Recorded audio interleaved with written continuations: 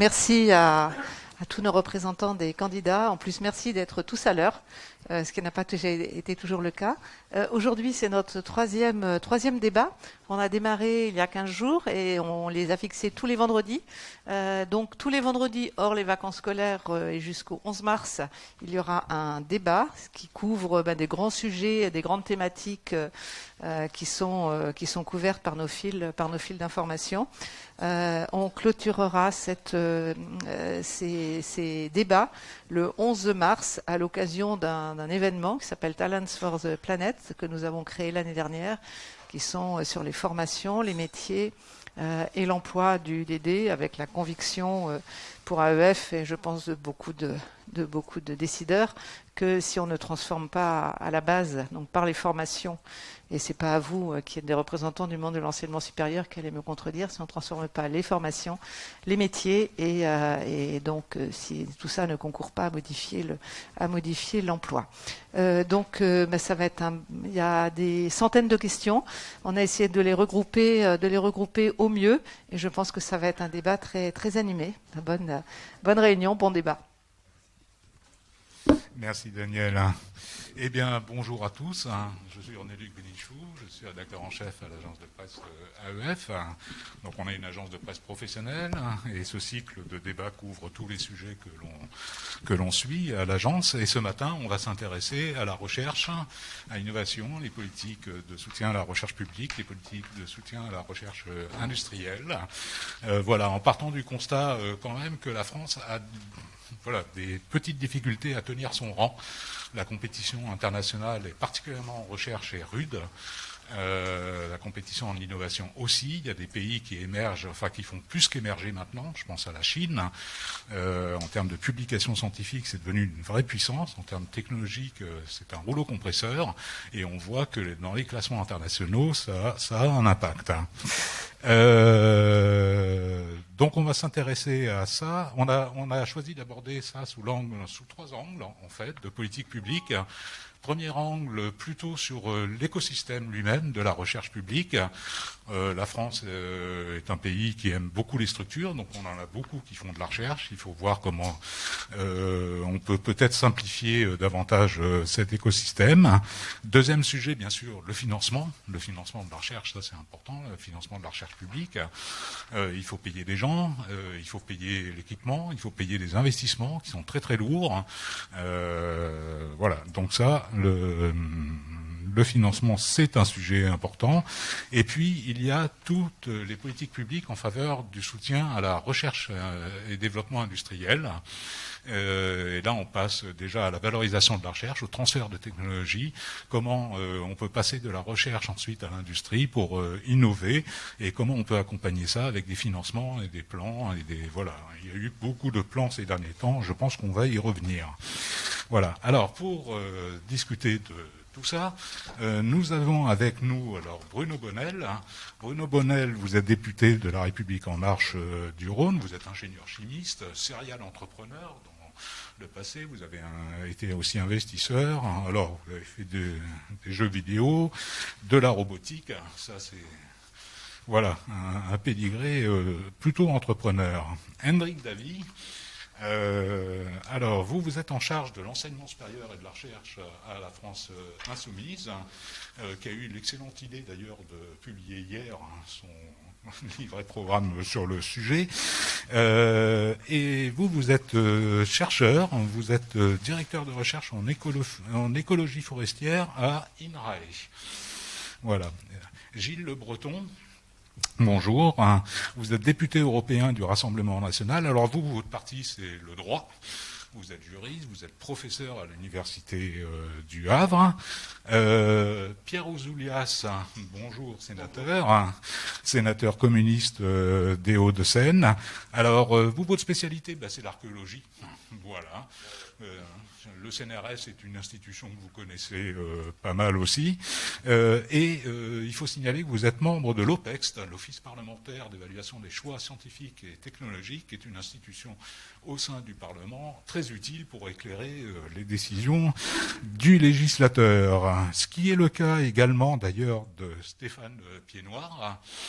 Voilà, vous êtes membre de l'OPEX aussi, vous êtes sénateur Les Républicains de Maine-et-Loire, et vous, votre spécialité, c'est les mathématiques. Voilà. Valérie Rabault, bonjour, vous êtes député socialiste du Tarn-et-Garonne, vous êtes ingénieur et vous présidez le groupe socialiste à l'Assemblée nationale et vous êtes membre de la commission des finances. Ce qui nous intéresse beaucoup et on aime beaucoup. D'ailleurs, vous avez eu une remarque à propos de l'adoption des 34 milliards de France Relance qui m'a permis de faire un excellent titre de dépêche, l'amendement le plus cher de la Ve République. Voilà, c'était très bien vu. Et Sandrine Rousseau, vous présidez le conseil politique de Yannick Jadot, le candidat d'Europe Écologie des Verts. Alors vous êtes une économiste de l'environnement, enseignante-chercheuse à l'Université de Lille, dont vous étiez jusqu'à très peu de vice-présidente. Voilà. Et vous avez été aussi vice-présidente de la région Nord-Pas-de-Calais, en charge des politiques de recherche. Eh bien, ces présentations étant faites, on va aborder tout de suite le premier thème de nos débats. Donc là, on va parler écosystème. Si j'arrive à débrouiller avec mes fiches. Et on va commencer avec vous, Pierre Ouzoulias. Voilà. Excusez-moi de vous déranger. Voilà. Écoutez, Pierre Ouzoulias, donc bon, on a compris, vous connaissez bien le monde de la recherche, vous le suivez avec beaucoup d'attention. Les questions que l'on se pose sur l'organisation du monde de la recherche, c'est l'efficacité, l'efficience.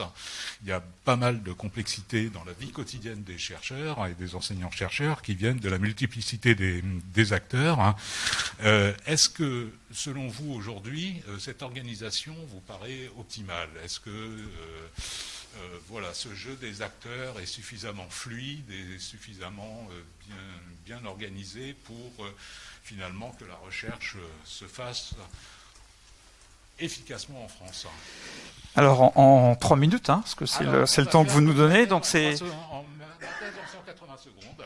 D'accord, mais c'est déjà 1 minute de plus que le Sénat, donc c'est large. Non. Je vous réponds non tout de suite. Pourquoi? Je pense que le problème, c'est pas celui de la simplification. Reprenez les 30 Glorieuses, reprenez, alors aujourd'hui tout le monde est gaulliste, donc on peut en parler facilement, mais ce qu'a fait le général de Gaulle en 1956, il a doublé les moyens du CNRS. En une année budgétaire, pas 30 ans comme Madame Vidal, mais en une année. Mais qu'est-ce qu'il y avait à cette époque-là? Il y avait des outils de planification scientifique qui n'existent plus, qui ont été complètement démantelés. Or, notre humanité est face à des défis qui sont immenses qu'elle n'a jamais connus depuis qu'elle existe. Je pense bien évidemment aux défis climatiques, environnementaux et à la façon dont il va falloir accompagner la société dans ces changements. Je suis historien. Nous allons être obligés de changer notre système productif, alors que ce système productif, il a mis 2 siècles à se construire dans la révolution industrielle.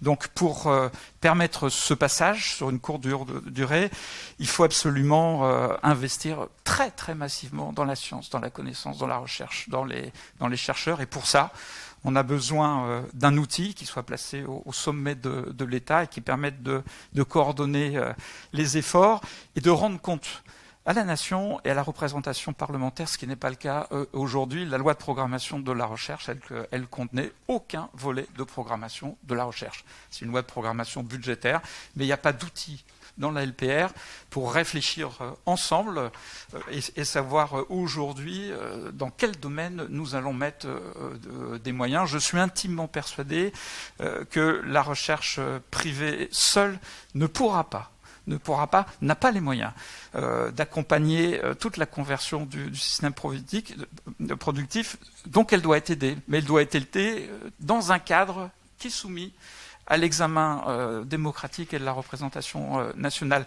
Donc, ce qu'il faut, c'est pas une simplification. Ce qu'il faut, c'est une organisation et une planification. Aujourd'hui, elle est totalement défaillante.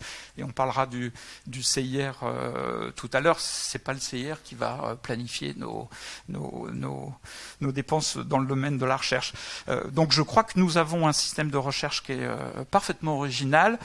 Vous savez, moi, le classement de Shanghai, c'est pas ma tasse de thé. Hein. C'est un classement qui a été mis au point par le Parti communiste chinois. J'ai du mal à comprendre qu'on en fasse comme ça la promotion. Moi, je m'en distingue complètement.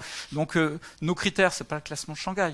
Nos critères, c'est comment notre nation va affronter par la science et les chercheurs les défis de demain. Et je le répète, c'est des défis que l'humanité n'a jamais eu à affronter jusqu'à présent. Donc, il y a un sentiment d'urgence. Et je pense qu'on peut y répondre par la science. Je crois que je suis au bout de mon temps de parole. Est-ce qu'on est formaté? C'est parfait, vous êtes formaté, bah oui, c'est génial. Hein. C'est génial. Merci beaucoup Pierre Ouzelias. Je vous en prie. Sandrine Rousseau, en parlant justement d'urgence, bon, il y en a une qui vous préoccupe pas mal. De ce que vous vivez à l'université, de ce que vous avez vécu du côté régional et face à ces urgences climatiques, etc., est-ce que vous pensez, comme Pierre Ouzelias, que ce qui nous manque, c'est vraiment une organisation au niveau national Clairement, aujourd'hui, il nous manque un pilotage de la recherche et surtout, les lois successives n'ont fait que complexifier le pilotage de cette recherche. C'est-à-dire qu'aujourd'hui, vous avez l'État, vous avez l'ANR, vous avez le PIA qui est par le commissariat, son nom m'échappe, le secrétariat général pour l'investissement, vous avez les régions qui sont en charge d'un schéma régional, vous avez les métropoles, les nouvelles métropoles qui ont une compétence sur la recherche, vous avez évidemment les universités et les grands organismes de recherche. Donc autant dire que en fait, il y a énormément de pilotage, mais en fait il n'y en a pas, quoi. C'est-à-dire que cette espèce de millefeuille qui a complexifié d'une manière incroyable ce paysage de recherche fait qu'aujourd'hui, on n'a pas un endroit où on peut réellement piloter la recherche et faire en sorte que cette recherche réponde aux grands défis qui sont les nôtres. Et en plus, cet empilement de responsabilités a conduit à une inflation qui me semble historique pour le coup de la bureaucratie. Là-dessus, je suis désolée de le poser comme ça, mais je pense que ça fait partie des temps de chercheurs qui sont perdus. Quand l'objet du débat, c'était un peu pourquoi la France décroche-t-elle, parmi les raisons qui font qu'elle décroche, à mon avis, ce temps de bureaucratie n'est pas à minimiser. Parce que d'appel en projet, en évaluation, en réponse aux schémas et aux lieux de concertation, etc., tout cela mobilise du temps de chercheurs et en plus du temps de chercheurs de haut niveau, enfin, c'est-à-dire parmi les plus capés des laboratoires. Donc là, on a un sujet qui est quelle orientation on donne, comment on planifie cette recherche et comment on fait en sorte que, en respectant l'autonomie des universités et des chercheurs, eh bien, il y ait de grandes lignes directrices qui puissent être construites. Et j'insiste sur le fait qu'elles doivent être co-construites, c'est-à-dire qu'il ne s'agit pas qu'il y ait un ministre ou une ministre qui désigne comme ça les grandes orientations, mais qu'on définisse les modalités de la concertation qui font que tout le monde s'aligne sur des grandes orientations de recherche. Aujourd'hui, force est de constater que chacun dans son coin fait son schéma et qu'en plus, il y a même une forme de valorisation à le faire un peu différent des autres, quoi. Et donc, je ne vois pas où est-ce qu'on va dans ça.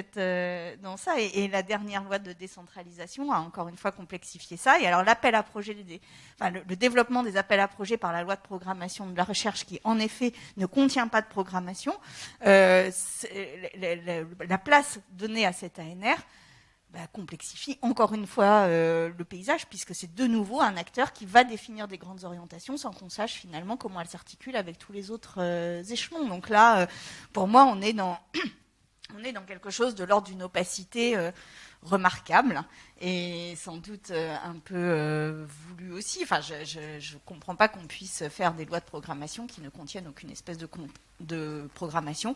Et un autre aspect, et je terminerai là-dessus, c'est l'absence totale de retour vers la représentation démocratique. C'est-à-dire qu'il n'y a pas de retour, il n'y a pas d'évaluation. Il y a énormément d'évaluations en interne des organismes et de l'écosystème enseignement supérieur et recherche. Il n'y en a aucune vis-à-vis de la représentation nationale. Et ça, c'est un sujet, notamment face aux transformations que l'on a à faire.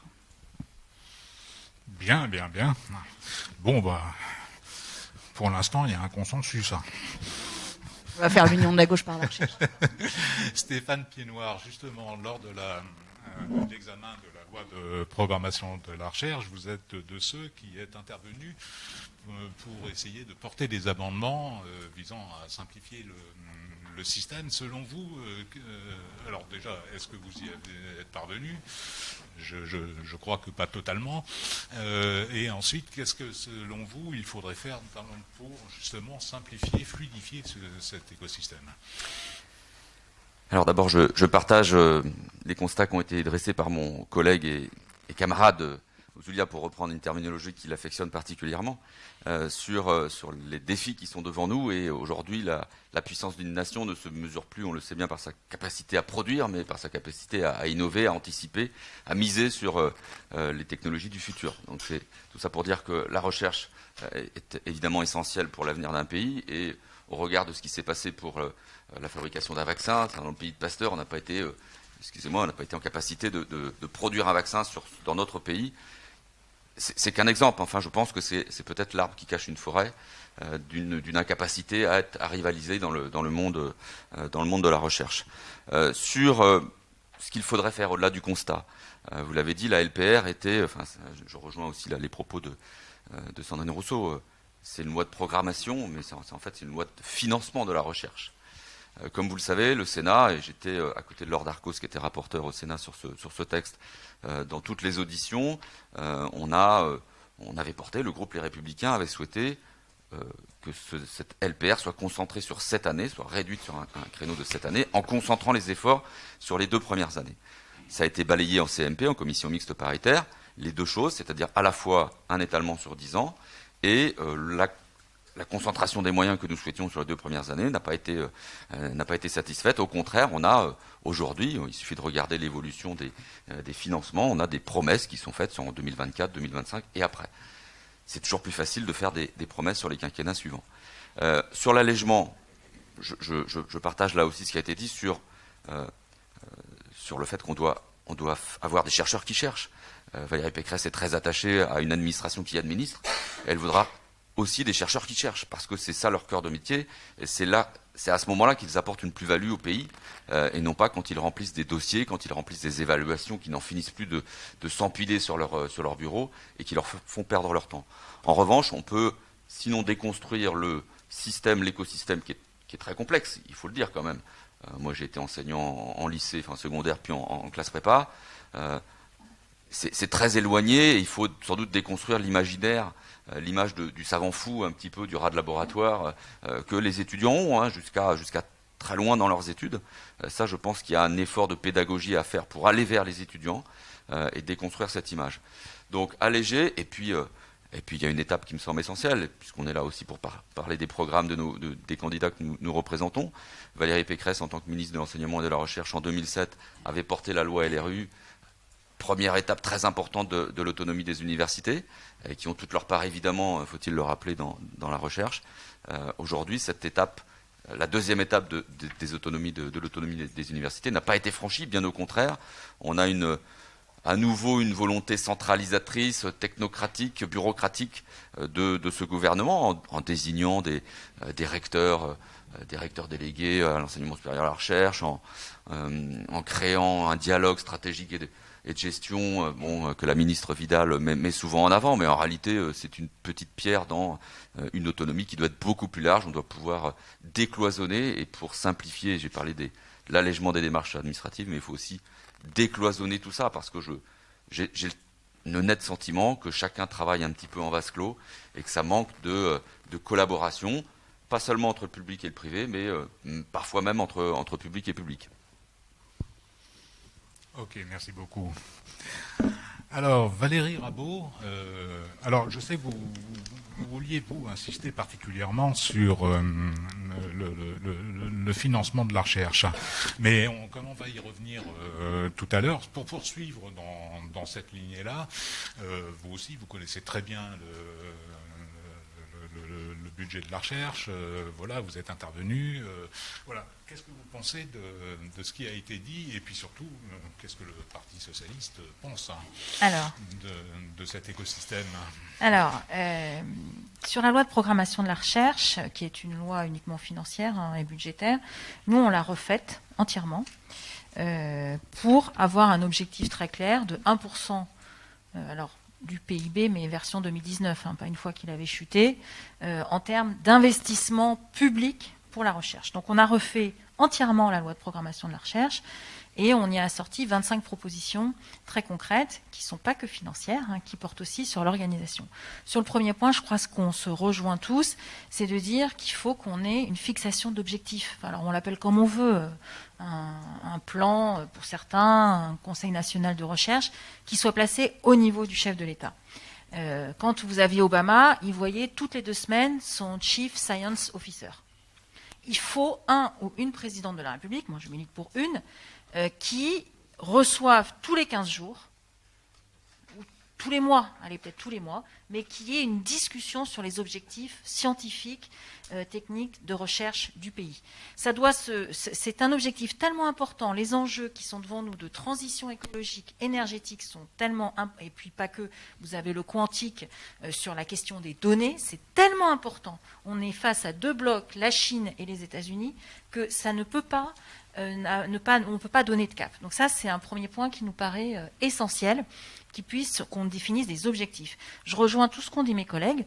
Quand on a interrogé la ministre de l'Enseignement supérieur au moment de la loi de programmation de la recherche, on lui a dit « Mais c'est quoi vos objectifs ?» On a mis des tonnes d'amendements pour définir les objectifs. Rien. Enfin, c'est incroyable qu'on soit la France et qu'on ne soit pas capable de se définir les objectifs qu'on souhaite atteindre. Bien sûr qu'il faut laisser de la liberté, mais on peut quand même penser un minimum les objectifs qu'on veut atteindre. Donc ça, c'est un premier point qui nous paraît être extrêmement important. Le corollaire de ça, une fois qu'on a fixé les objectifs, c'est donner de la liberté sur la recherche fondamentale, c'est-à-dire enlever les appels à projets sur la recherche fondamentale, mettre que du budgétaire. Parce que cette liberté, elle doit être certes dans un cadre de grands objectifs, mais elle doit être laissée au jour le jour. Sinon, on fait que ça, aller remplir de la paperasse, et je crois que tout le monde l'a dit là-dessus. Troisième volet qui nous paraît être important, moi je suis mais malheureuse, je le dis tout le temps d'ailleurs, sur la perte du côté scientifique dans notre pays. Depuis la Révolution française, les scientifiques ont participé à cette démarche démocratique et je suis mais vraiment chagrinée de cette perte côté scientifique dans le pays, de partage de cet amour de la science. Et donc je pense qu'il faut qu'il puisse y avoir aussi des expressions sur les objectifs en mode sujet, verbe, complément, que tout le monde comprend. On voit où on va. Je suis toujours frappée de voir quand on voit des vieux journaux télévisés sur le site de l'INA des années 60, sur un micro-trottoir, on interroge les Français, et pour vous, c'est quoi le progrès? Et tout le monde est capable de répondre. Bon, je pense que si on posait la même question aujourd'hui, je ne suis pas certaine qu'on aurait des réponses peut-être très... Donc il y a ces 3 volets. Définition d'objectifs, une organisation, alors après on peut descendre un peu plus dans le détail, quand je vois que certains laboratoires ont 4 ou 5 tutelles, moi je pense que déjà il faudrait faire un petit nettoyage, le limiter à 3, parce que parfois on voit que c'est 5 ou 6. Quand vous en avez 5 ou 6, ça devient une toupie. Il n'y a plus aucune direction qui sont données. Donc maximum 3 tutelles et pas plus. Donc après on peut descendre dans le détail si vous le souhaitez, mais voilà, on va de propositions très macro à descendre dans le détail pour que on puisse à la fois savoir où on va, quel est le cap qu'on se fixe, et puis être capable aussi d'entrer en résonance, parce que je pense que l'aspect démocratique est extrêmement important et de pouvoir communiquer de manière très claire dessus. Merci, c'est très clair. C'est très clair. Justement, à propos de tutelles multiples et d'acteurs multiples, Henrik Davy. Alors, la Cour des comptes est jamais avare d'idées quand il s'agit d'économiser les deniers publics. Et donc, en octobre dernier, elle a sorti des notes de prospective, dont une sur la recherche, évidemment. Hasard de calendrier, très probablement, dans laquelle, voilà, en fait, elle propose de faire d'une pierre deux coups. On parlait de l'autonomie, qui est au milieu du gué. Eh bien, on donne l'autonomie en recherche aux universités, on leur confie la gestion de la recherche. Voilà. Et le corollaire de ça, c'est que, eh bien, dans la foulée, d'ailleurs, on leur confie les chercheurs des organismes. Ce qui fait que les organismes eux-mêmes se transforment en agences de moyens. Et puis, à terme, comme on a une agence déjà de financement national qui s'appelle l'ANR, qui monte en puissance grâce à la loi de programmation de la recherche, d'ailleurs, eh bien, on fusionnera tous les organismes dont l'ANR. Donc, en tant que chercheur INRAE, par exemple, mais aussi en tant que la France Insoumise, comment vous recevez une proposition comme ça? Merci de la question. Alors, la Cour des comptes, de temps en temps, fait des notes intéressantes, et je préfère celle sur le crédit impôt recherche que celle que vous venez de citer. Mais avant, je voudrais d'abord vous remercier, parce que AEF, vous l'avez peut-être pas dit, mais c'est un service public qui est vraiment apprécié par la communauté de l'enseignement supérieur et de la recherche. Donc, merci de l'invitation. Et avant de discuter de la structure de l'écosystème, c'est bien de réfléchir à sa fonctionnalité, en fait, parler à un écologue. Bon, par ailleurs, sachez, pour ceux qui ne sont pas écologues, que plus un écosystème est complexe et plus il est divers, plus il est stable, en fait. Bon. Et ça, on ne va pas forcément continuer à filer la métaphore. Donc, vous savez, les relations entre stabilité et simplification ne sont pas très, très claires. Mais pour revenir réellement au débat, je pense qu'il faut partir d'abord de la fonction et de l'objectif qu'on se donne pour l'enseignement supérieur et la recherche. Et par rapport à ça, il y a un objectif qui est depuis le début, depuis Macron, mais depuis tous les gouvernements d'avant, et là, c'est le gouvernement aussi de Hollande, c'est que la recherche produit des innovations, et ces innovations, ensuite, elles permettent finalement aux entreprises de faire du profit. Et puis, un autre objectif, c'est de marchandiser le savoir. Pour nous, c'est pas ça. L'enseignement supérieur et la recherche, c'est avant tout un des piliers de la 6e République que nous souhaitons construire, et pour ça, en fait, on pense qu'on a besoin, de redonner confiance à l'ensemble de la communauté. Et pour nous, ça passe par un certain nombre de mesures très claires, comme la suppression de l'ANR, la suppression de l'HERS, parce qu'on en a marre, sincèrement, de passer notre temps à chercher de l'argent. Moi, en tant que directeur de recherche, je ne fais que chercher de l'argent, tout le temps, pour employer des précaires. Ça, c'est pas possible. Donc, on recouvre la confiance d'abord des personnels. Et ensuite, on leur redonne des moyens récurrents. Donc, si on supprime l'ANR et les initiatives d'excellence, ça permet d'avoir un très grand nombre de moyens. On a quantifié ça. Ça fait en gros 14 500 € par personne qui sont dans un labo. Et donc ça, les gens vont pouvoir voir venir. Alors après, sur le CNRS, l'INRAE et tout ça, moi je pense, comme l'a dit le sénateur, qu'on a réussi à faire des formidables choses en recherche et en innovation, alors qu'on avait des instituts de recherche finalisés, des instituts de recherche fondamentale. On a fait Ariane, on a fait de la recherche privée à bénéficier de toute la connaissance qui a été faite au CEA, donc dans des instituts de recherche finalisés. Là, c'est des EPIC. En l'occurrence, ça a permis réellement des révolutions industrielles fortes pendant toutes les 30 glorieuses, pour le meilleur et pour le pire d'ailleurs, parce que vous connaissez notre position à l'Union populaire sur le nucléaire. Mais néanmoins, ça prouve que si on redonne confiance et des moyens, et dans les moyens, nous on est assez précis dans le livret que vous avez cité, 30 000 embauches de personnel dans l'enseignement supérieur et la recherche, on demande la titularisation de tous les précaires et de tous les contractuels qui sont actuellement embauchés sur fonction pérenne. Bref, on redonne le temps long aux chercheurs et on leur fait confiance. Et par rapport à tout ce que vous avez dit sur la simplification, eh bien oui, il faut simplifier, mais surtout, il faut arrêter donc, tous ces superstructures qu'ils ont rajoutées, donc l'ANR, l'HERS, c'est ça qu'il faut supprimer. Et supprimer les initiatives d'excellence. Donc tout ça, oui, on supprime. Mais non, bien sûr qu'on maintient ce qui est, d'ailleurs, qui va être très utile, parce que sincèrement, si on veut faire la transition énergétique, si on veut faire la sobriété énergétique, si on veut faire la révolution agricole pour avoir une agriculture écologique, on aura besoin des fonctionnaires de l'INRAE, on aura besoin des fonctionnaires et de leur savoir-faire des autres instituts, du CNRS, mais aussi des agents qui travaillent au CEA. Donc, sincèrement, non, on a vraiment des outils qui vont être utiles pour la suite. Il faut plutôt leur redonner confiance et de l'argent. Et voilà, c'est en gros le sens de nos propositions. Merci. Merci. Gilles Le Breton, pour poursuivre dans cette veine, alors vous, vu du côté de l'université, des propositions comme ça, qui mettent un peu à mal au fond les grands organismes de recherche. Et je ne pense pas que la Cour des comptes pense par exemple au CEA, je ne pense pas non plus qu'elle pense au CNES, enfin je ne pense pas qu'elle pense à l'ONERA par exemple, mais clairement je pense que c'est le CNRS qui est visé. Voilà. Or on sait très bien au quotidien que les relations entre les universités et le CNRS ne sont pas toujours très simples. Voilà, il faut négocier. Qu'est-ce que vous pensez de ce type de proposition au Rassemblement national ? Alors, vous avez raison, on a lu attentivement le rapport de la Cour des comptes de 2021 qui critique le CNRS et on en a tiré quelques conclusions. Mais avant de passer à la structuration de la recherche, j'aimerais moi aussi dire que ce qui est fondamental, c'est la programmation, c'est la planification du financement. C'est quand même le problème majeur. Je voudrais bien qu'on me comprenne sur ce point. À telle enseigne que depuis déjà son programme de 2017, Marine Le Pen préconise d'arriver à un financement de 1% du PIB pour la recherche publique. Donc c'est quelque chose qui nous tient à cœur, je tiens à le dire. Alors, on est attaché aussi à la diversité des acteurs de la recherche, c'est-à-dire les universités, bien entendu, également les grandes écoles, dont on n'a pas parlé jusqu'à présent. Certaines sont très actives, notamment des nouvelles venues dans le monde de la recherche. Je pense à une, je ne vais pas la citer, mais chacun va la reconnaître, une grande école de management qui est basée en Normandie et qui vient d'ouvrir une annexe, disons, dans la banlieue parisienne et qui est un signe de son dynamisme et qui recrute pas mal d'enseignants-chercheurs ces derniers temps. Et puis bien sûr, les grands organismes de recherche auxquels on est attaché, l'INSERM, l'INRAE, dont on a déjà parlé, l'IFREMER, puisque nous, au Havre, on se préoccupe bien sûr de l'IFREMER. C'est une chance, cette diversité.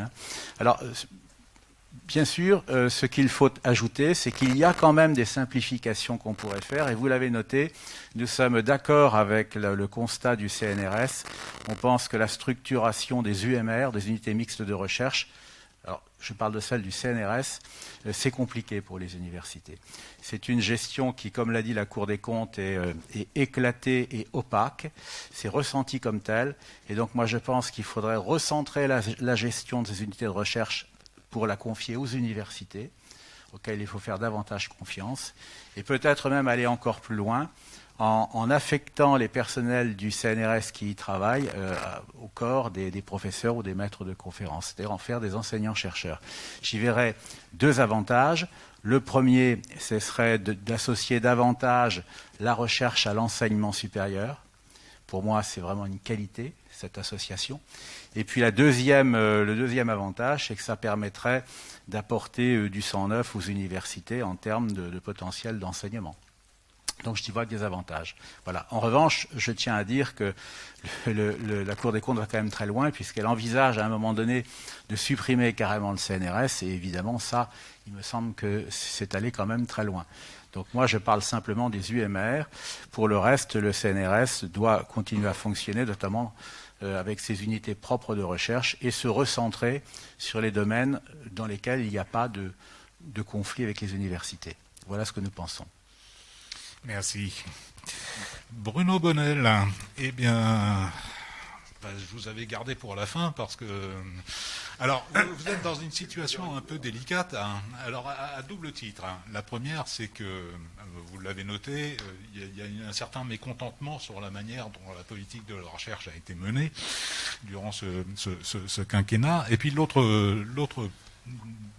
chose qui vous met dans une position délicate, c'est que vous êtes aussi le seul ici qui, au fond, ne représentait aucun candidat déclaré.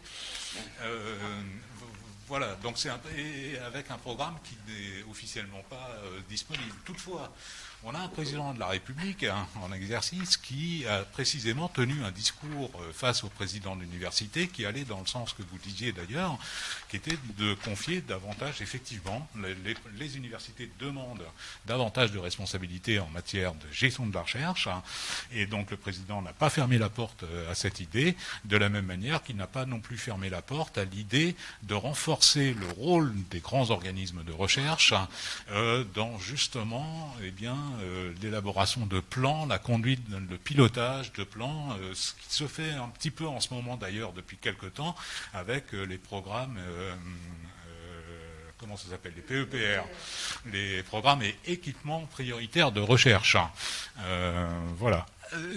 Bon, comment réagissez-vous à tout ça et quelles idées pouvez-vous avancer pour progresser encore si d'aventure la République en marche est reconduite aux affaires? Voilà. Vous savez, j'ai écouté avec attention tous les commentaires qui ont été faits.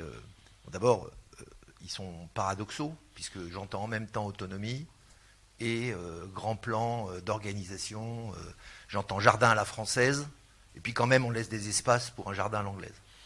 Je crois que ça définit surtout qu'on a au juste oublié le contexte.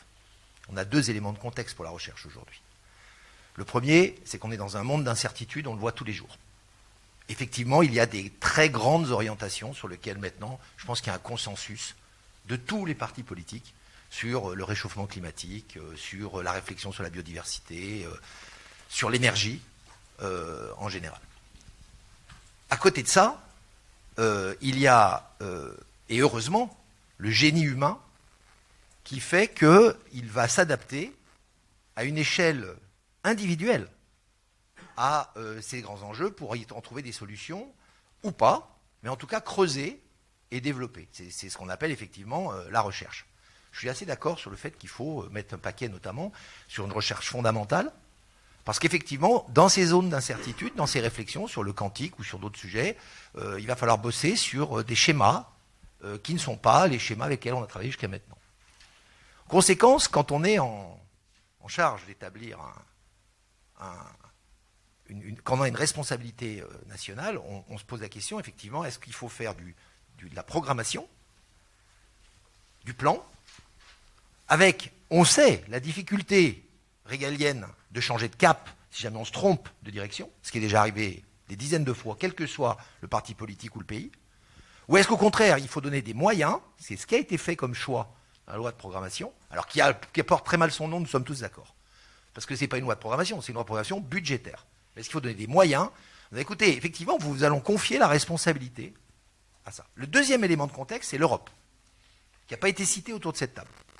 La recherche française n'existe pas, à mon avis, sans une interaction forte avec l'Europe. On l'a vu sur les vaccins. Parce que quand on dit les Français n'ont rien fait sur les vaccins, pardon, mais il y a eu des dizaines de milliers de chercheurs qui ont collaboré, et effectivement, s'il n'y a pas eu de fabrication du vaccin au bout de la route, conjoncturellement, l'important c'est que la recherche a fait son travail sur la multiplication. Ça, c'est donc les 2 éléments de contexte que je vais vous dire. Maintenant, sur la position, je suis obligé de dire, du gouvernement. Quand j'entends dire il n'y a pas d'objectif, excusez-moi, j'étais présent à la présentation, notamment, on en parlera tout à l'heure, du plan France 2030, sur lequel 10 objectifs précis régaliens ont été définis, forcément très vagues, puisqu'on veut laisser la main, quand on parle par exemple de l'hydrogène vert. Bon, c'est sympa de dire l'hydrogène vert. Moi, je suis un ingénieur chimiste, il y a 25 manières de le faire. Moi, je sais, et peut-être il y en a 30, ou 50, ou 200. Et ça, justement, l'idée, c'est de donner des grands blocs comme ça de direction, pour que les chercheurs, effectivement, se mettent à travailler. Enfin, sur l'appréciation qu'on peut avoir sur les actions du gouvernement. Moi, je ne vais pas faire un bilan, je préfère l'élan au bilan, personnellement. Donc, moi, je pense qu'on est dans un élan où on est tous d'accord que dans ce monde en pleine mutation, il faut mettre le paquet sur la connaissance. Mais il y a un sujet, quand on dit je vais créer des postes, 30 000 postes de chercheurs. Sympa, mais il faut les trouver. C'est-à-dire que derrière, il va falloir se réfléchir en amont, sur comment je vais former à la fois des chercheurs, mais également, je vous dirais, des techniciens, des ingénieurs, etc. Parce qu'on voit bien qu'aujourd'hui, dans la relance industrielle que nous voyons, dans une transformation de production, parce qu'elle est effective, les usines d'aujourd'hui ne sont pas les usines d'hier. Arrêtons aussi la caricature. J'ai entendu quelqu'un qui disait, à fort juste titre, que le savant fou chercheur n'est pas la norme, l'ingénieur de base ou l'ouvrier de base n'est plus non plus la norme, parce que ça a changé. On a un élément déterminant d'accélération de la formation pour amener de la recherche. Moi, j'ai entendu encore hier, il faut 10 ans pour faire un médecin. Ben, c'est le genre de question qu'il faut qu'on se pose. Est-ce qu'il faut vraiment 10 ans pour faire un médecin ou un chercheur, ou est-ce qu'au contraire, il faut trouver des solutions pour qu'on ait beaucoup plus de personnes disponibles beaucoup plus vite? Ça sera une question que je reprendrai tout à l'heure. Merci, merci. Eh bien, ouais. Alors en tout cas, bon, on va arrêter sur l'écosystème, on va passer sur... oui. C'est-à-dire qu'on a beaucoup parlé de financement pendant l'écosystème, alors autant qu'on y aille vraiment, hein, tant qu'à faire. Voilà. Et d'ailleurs, à propos de financement, il y a un truc qui est quand même frappant, et je vais vous poser la question, Stéphane Piednoir, tiens, pour commencer. Voilà. Alors, il y a un objectif qui a été fixé en 2000 par l'Europe, qui est d'atteindre en Europe 3% du PIB consacré à la recherche et au développement. Eh bien, en France, on est à 2,20. Je dois dire que ces dernières années, ça n'a pas tellement bougé. Voilà, en dépit d'ailleurs des lois de programmation budgétaire qui ont été faites, mais on sait très bien que c'est un indicateur qui est très difficile à augmenter. Cela dit, les Allemands se fixent, eux, 3,5%. Voilà.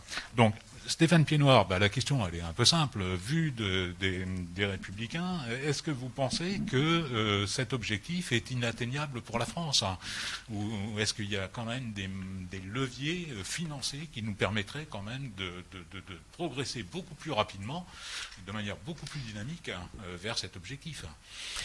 On comprend bien que c'est une question qui est au cœur du sujet, au cœur de la problématique. Si je voulais faire une boutade, je dirais que c'est plus facile de faire 3% quand le PIB est en baisse que quand on prend une référence plus lointaine. Au-delà de cette boutade, 2,2% du PIB, et on compare souvent à l'Allemagne qui a 3,1% de son PIB. Sauf qu'on n'a pas les mêmes PIB. Hein. Les pourcentages, ça s'affecte à une base. Et globalement, enfin, si on fait les comptes, ça veut dire que l'Allemagne investit 2 fois plus dans sa recherche. 2 fois plus, compte tenu de son PIB, 2600 milliards pour la France, 3800 pour l'Allemagne. On fait les calculs, c'est phénoménal. Donc, le décrochage que l'on constate, bien sûr qu'il vient de là. Donc, à la question de savoir, vous savez, moi, j'ai aucune difficulté à aller regarder ce qui fonctionne à l'étranger. Si on fait le constat que le nombre de brevets en Allemagne, c'est le double de celui déposé en France, il y a peut-être une question liée au financement. Et donc, comment on fait ça? On regarde ce qui se passe en Allemagne, 0,8% nous en financement public et 1,4% sur le privé. Et là, je suis pas d'accord avec ce qui a été dit tout à l'heure. Au contraire, on a besoin du financement privé. L'Allemagne est à 2,2, la Corée est à 3,7. Enfin, on voit bien que c'est sur le financement privé en particulier qu'on n'est pas au niveau, parce qu'on sait que c'est au cœur aussi des entreprises. On parlera du CIR, on aura forcément un petit point de désaccord là-dessus. Donc c'est au cœur des entreprises que l'innovation se crée.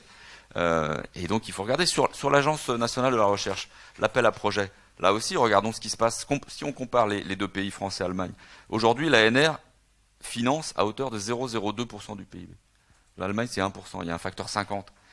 Il y a peut-être à se dire qu'il y a une clé de réussite qui est ici. Et puis dernière chose, sur le financement, c'est aussi l'attractivité du métier. Moi, je vais me placer plutôt côté enseignement supérieur, dont je suis le rapporteur pour avis au Sénat. Avoir envie de faire un doctorat à Bac+5 avec des contrats doctoraux qui sont à 1 400 €, quand on voit ses camarades rentrer dans leur vie active, réussir des concours, être embauchés dans le privé à des salaires qui évidemment sont plus élevés que ça, franchement, il faut avoir la foi, et heureusement qu'on en trouve.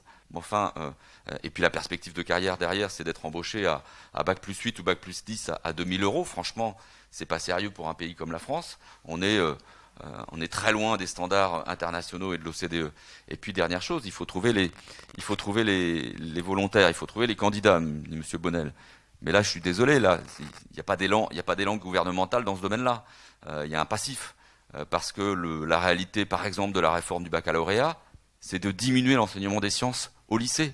Moi, j'ai été professeur de mathématiques, il y a 20% d'enseignement de moins en une année de mise en place de cette réforme. On voit bien que là aussi c'était un gain budgétaire parce qu'on sait qu'il y a une grosse masse d'enseignants de mathématiques et quand vous travaillez, quand vous faites une petite diminution sur une grosse masse, évidemment vous avez des gains budgétaires. Donc l'enseignement scientifique et technique, en France, il est en perdition. On est déjà décroché au niveau des brevets, je l'ai dit. Et pour l'avenir, moi, je suis très inquiet. C'est Valérie Rabault qui l'a dit tout à l'heure.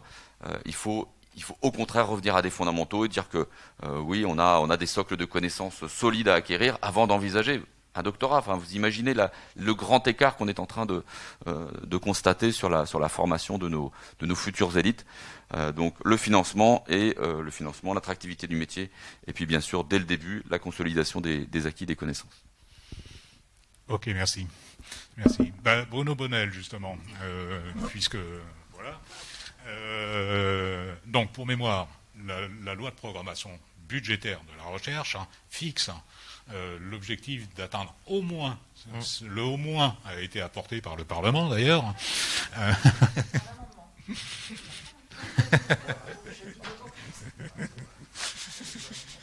Et oui, donc au moins 3% et donc 1% pour le public, c'est ce qu'on peut planifier. Le 2% pour le privé, alors là, la loi n'a pas de levier pour ça. Il faudra compter sur le bon vouloir de nos entreprises ou sur l'efficacité de nos aides, justement, à la recherche industrielle, dont on parlera tout à l'heure. Le président Macron a admis l'idée dans son discours face au président de l'université qu'il fallait doubler la mise et maintenant, après une loi de programmation pour la recherche, investir à l'université. Est-ce que vous ne pensez pas qu'on pourrait essayer d'accélérer les choses, l'accélération de la trajectoire budgétaire a été quelque chose qui a été vraiment demandé tout au long de la discussion de la loi de programmation de la recherche. Est-ce que vous ne pensez pas qu'il y a aussi un effort à poursuivre et même à augmenter? J'en suis persuadé. J'en suis vraiment persuadé. Et j'en suis pas persuadé parce que c'est électoraliste et qu'il faut dire, ne vous inquiétez pas, demain on rase gratis. Ça, je l'entends trop souvent et je l'ai trop entendu avant d'être dans ma vie politique. J'en suis persuadé parce qu'on est à un changement du monde. Je reviens sur le contexte. Je suis persuadé que si vous avez la Corée, par exemple, qui est passée en 40 ans du Moyen-Âge quasiment à une des sociétés les plus technologiquement avancées au monde, c'est parce qu'ils ont fait cet effort collectif de faire un choix dans l'investissement, la recherche, etc. Au prix d'ailleurs d'autres sacrifices sociaux. Donc il y a un arbitrage budgétaire qui doit être fait. Donc j'en suis persuadé, et le président en est persuadé. Et d'ailleurs, on essaye de converger. Moi, j'ai entendu quelque chose de très important. Effectivement, l'attractivité du métier de chercheur ne peut pas être envisagée avec les salaires aujourd'hui d'un bac plus 5, bac plus 10 ou tout ce que j'ai entendu. Donc il y a une réflexion sur le partage de la valeur de la recherche à avoir à un moment donné. Sur le privé, vous savez, ce n'est pas une machine, ce sont des individualités, des décisions qui se font dans les conseils d'administration. Ils n'investiront que s'ils voient, eux, par contre, une croissance effective. Et le fait qu'effectivement on ait une dynamique de croissance dans le pays va entraîner un surinvestissement dans la recherche privée. Et là, on convergera plus vite. Donc l'accélération, elle n'est pas décrétée, elle n'est pas planifiée. L'accélération, elle est de montrer le chemin. Bon, l'État le fait. Moi, je crois quand même que, quoi qu'on dise, cette loi de programmation budgétaire, elle est quand même très significative. Les autres plans, dont on parlera en troisième partie, sont quand même là pour le montrer.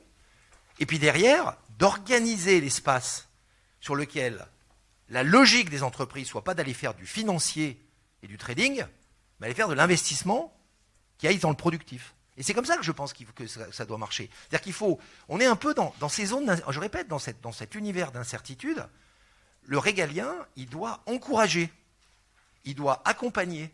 Il ne peut pas tout décréter, d'ailleurs, pour des raisons d'arbitrage sur d'autres budgets sociaux qu'il faut considérer. Puis je voudrais juste faire une dernière petite remarque, parce que j'ai oublié de le dire tout à l'heure. Je voudrais qu'on arrête le haro sur l'administration. Parce que dans tous les secteurs, j'entends, je l'ai encore entendu, il n'est pas là, j'aurais bien aimé lui en parler, représentant de M. Zemmour, il n'y a qu'à Faucon, il faut moins de bureaucrates, puis vous verrez, ça ira beaucoup mieux. Mais attendez, ça fonctionne aussi parce qu'il y a une administration. Parce que la distribution des milliards qu'on décide, nous, en Assemblée, faut ça redescendre. Ce n'est pas une question de ruissellement, il faut que l'organisation existe. Il faut que les rues deviennent des ruisseaux, deviennent des rivières, deviennent des fleuves.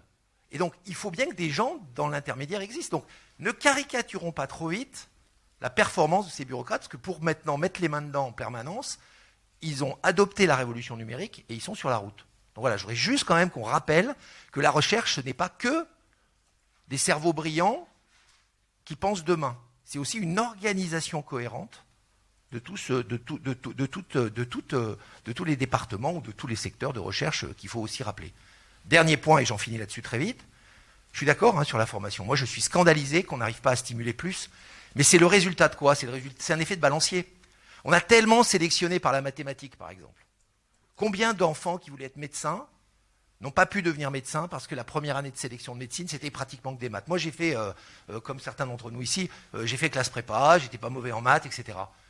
Mais j'ai eu plein d'amis qui auraient pu devenir chercheurs en écologie, en biologie, en ce qu'on veut. Mais à l'époque, à mon époque, les maths étaient absolues. Là, on est dans un effet de balancier. Il faut absolument qu'on arrive à le rééquilibrer. Nous sommes tous d'accord. Ok, merci. Sandrine Rousseau,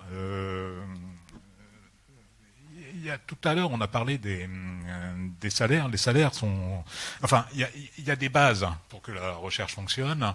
Enfin, toute organisation, d'ailleurs, pas que la recherche. D'abord, il faut commencer par bien payer les gens. Et on voit bien qu'en France, on a un gros souci d'attractivité sur les salaires. C'est lié à la fois au statut de fonctionnaire. On ne paye pas... Voilà, de manière démente, mais on voit bien au niveau des doctorants. Voilà. Une des choses qu'a fait, alors c'est pas pour défendre Bruno Bonnell, j'ai pas à le défendre, mais une des choses à laquelle la loi de programmation de la recherche s'est attachée, c'est précisément de relever le niveau de salaire. Il y a tout un plan de revalorisation, etc. Donc ce socle-là, est-ce qu'il vous convient, même si, enfin, j'imagine que vous ne le trouvez pas suffisant, mais est-ce que vous rendez déjà grâce sur ce point-là, c'est-à-dire essayer déjà d'améliorer tout simplement le salaire des gens qui travaillent en recherche, de manière à rendre la France un peu plus attractive pour attirer des étudiants, pour attirer des chercheurs. Et puis, sinon, en matière de financement de la recherche, l'autre choix qui a été fait aussi, c'est celui de l'ANR. J'ai cru comprendre que ça, c'était quelque chose que, voilà, ça vous turlupine, l'ANR. C'est vrai que ça me turlupine, c'est que ce sont des appels à projets, c'est un financement par appel à projet qui s'assume en tant que tel, et que c'est un sujet. C'est-à-dire qu'aujourd'hui, quand on parle de bureaucratie, on ne parle pas des bureaucrates. On parle de l'injonction à faire de la bureaucratie, c'est très différent. C'est-à-dire qu'en fait, on a un temps de chercheurs hallucinant dédié au fait de concevoir l'appel à projet. Une fois que vous avez l'appel à projet, vous avez une chance sur 2 aujourd'hui qu'il soit retenu. Alors l'ANR veut augmenter ses taux de réussite, mais dont acte. Et puis vous avez un projet pour 3, 4 ou 5 ans. À la moitié du projet, il faut que vous fassiez une évaluation. Vous avez un retour sur l'évaluation, puis à la fin, vous avez un bilan. Donc en fait, sur vos 4 ans de projet, vous avez passé grosso modo une année à juste remplir des dossiers. Et moi qui suis économiste, pour le coup, j'aimerais beaucoup qu'il y ait une étude du coût de ce remplissage de dossiers, parce que je pense que ça se compte en points de PIB en vrai, et ça c'est depuis Valérie Pécresse au ministère de la Recherche, puisque ça a commencé avec l'histoire du PIA, etc. Et donc là on a un sujet, et pour moi c'est un sujet qui est fondamental, parce que si on veut dégager des moyens pour la recherche, il faut aussi dégager du temps. Ça n'est pas que de l'argent. Et évidemment, je vais revenir à l'argent juste après. Mais il y a aussi un temps de recherche. Et ce temps de recherche, il y a 2 manières de l'augmenter. Soit vous libérez les chercheurs et chercheuses des contraintes, et notamment des contraintes bureaucratiques dont je parlais à l'instant, soit, et c'est la deuxième option, et elles sont complémentaires, vous augmentez le nombre de chercheurs et chercheuses, parce que ça on n'en a pas parlé, mais en fait le nombre de chercheurs et chercheuses par habitant en France a diminué. On est en dessous de la moyenne de l'OCDE. Donc là on a quand même un sujet qui est d'embaucher les personnes. Et quand vous disiez qu'on mettait 10 ans à faire des chercheurs, moi je connais énormément de thésards qui sont actuellement sur le carreau et qui n'ont aucune espèce de perspective, qui vont cumuler les post-docs pendant 5-10 ans et qu'on pourrait très bien embaucher très facilement là, immédiatement. Enfin, je veux dire, il y a un potentiel, il y a un réservoir de chercheurs et chercheuses qu'on peut mobiliser à l'instant. C'est pas comme les médecins, ça n'a rien à voir avec les médecins. Donc là, pour le coup, dans l'augmentation du budget de la recherche, la question du personnel de recherche me semble décisive. Et j'ajoute que dans le personnel de recherche, il y a aussi un sujet autour des personnes qui soient non pas chercheurs et chercheuses, mais qui accompagnent le montage de dossiers, etc., toute la partie administrative. Les universités sont très démunies face à cela. Et donc, il y a un enjeu aussi à consolider la recherche par une espèce d'accompagnement et de consolidation là-dessus. Ensuite, évidemment, les salaires sont trop faibles.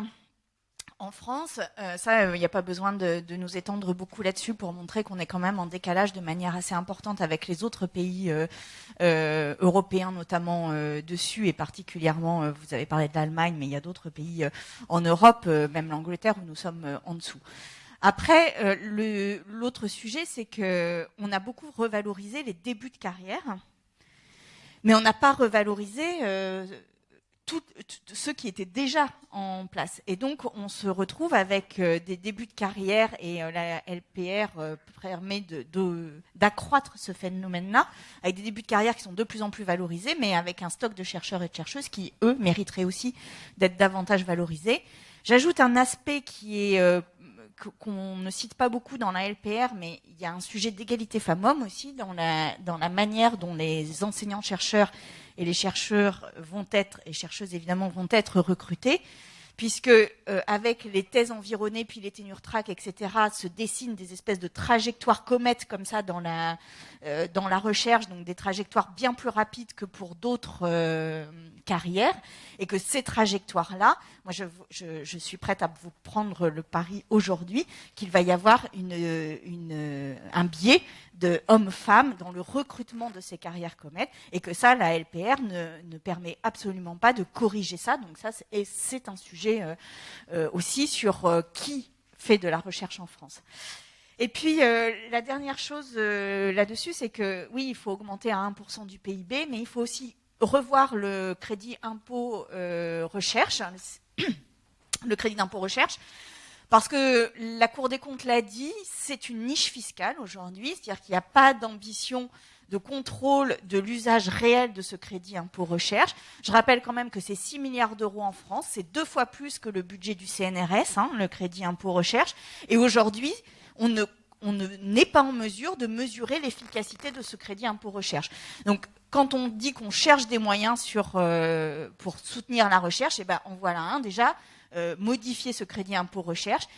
Et je terminerai là-dessus, mais il y a quand même un enjeu qui est de consolider, d'améliorer, de soutenir la recherche publique par des dotations à chaque chercheur, mais par aussi un plan de financement conséquent et une réorientation vers la recherche publique des financements de la recherche, parce que moi je ne pense pas que toute la transformation que l'on a à faire passe par le privé. Je pense au contraire que depuis maintenant 15 ans, on a beaucoup donné au privé pour qu'il développe sa recherche, et que finalement c'est le public qui manque aujourd'hui de consolidation financière et budgétaire pour développer une recherche fondamentale, une recherche publique, ouverte, sans forcément des brevets à tout bout de champ, parce que ça on n'en a pas parlé, mais une recherche sous forme de brevet, c'est une recherche qui est propriétaire en fait, et que la mission de la recherche publique, c'est aussi d'ouvrir les champs pour d'autres.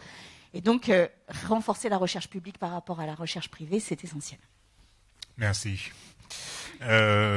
Pierre Ouzoulias, toujours dans ces affaires de financement, alors le crédit d'impôt recherche, on y reviendra dans les affaires industrielles. D'ailleurs, on en est à 7 milliards, pour tout dire.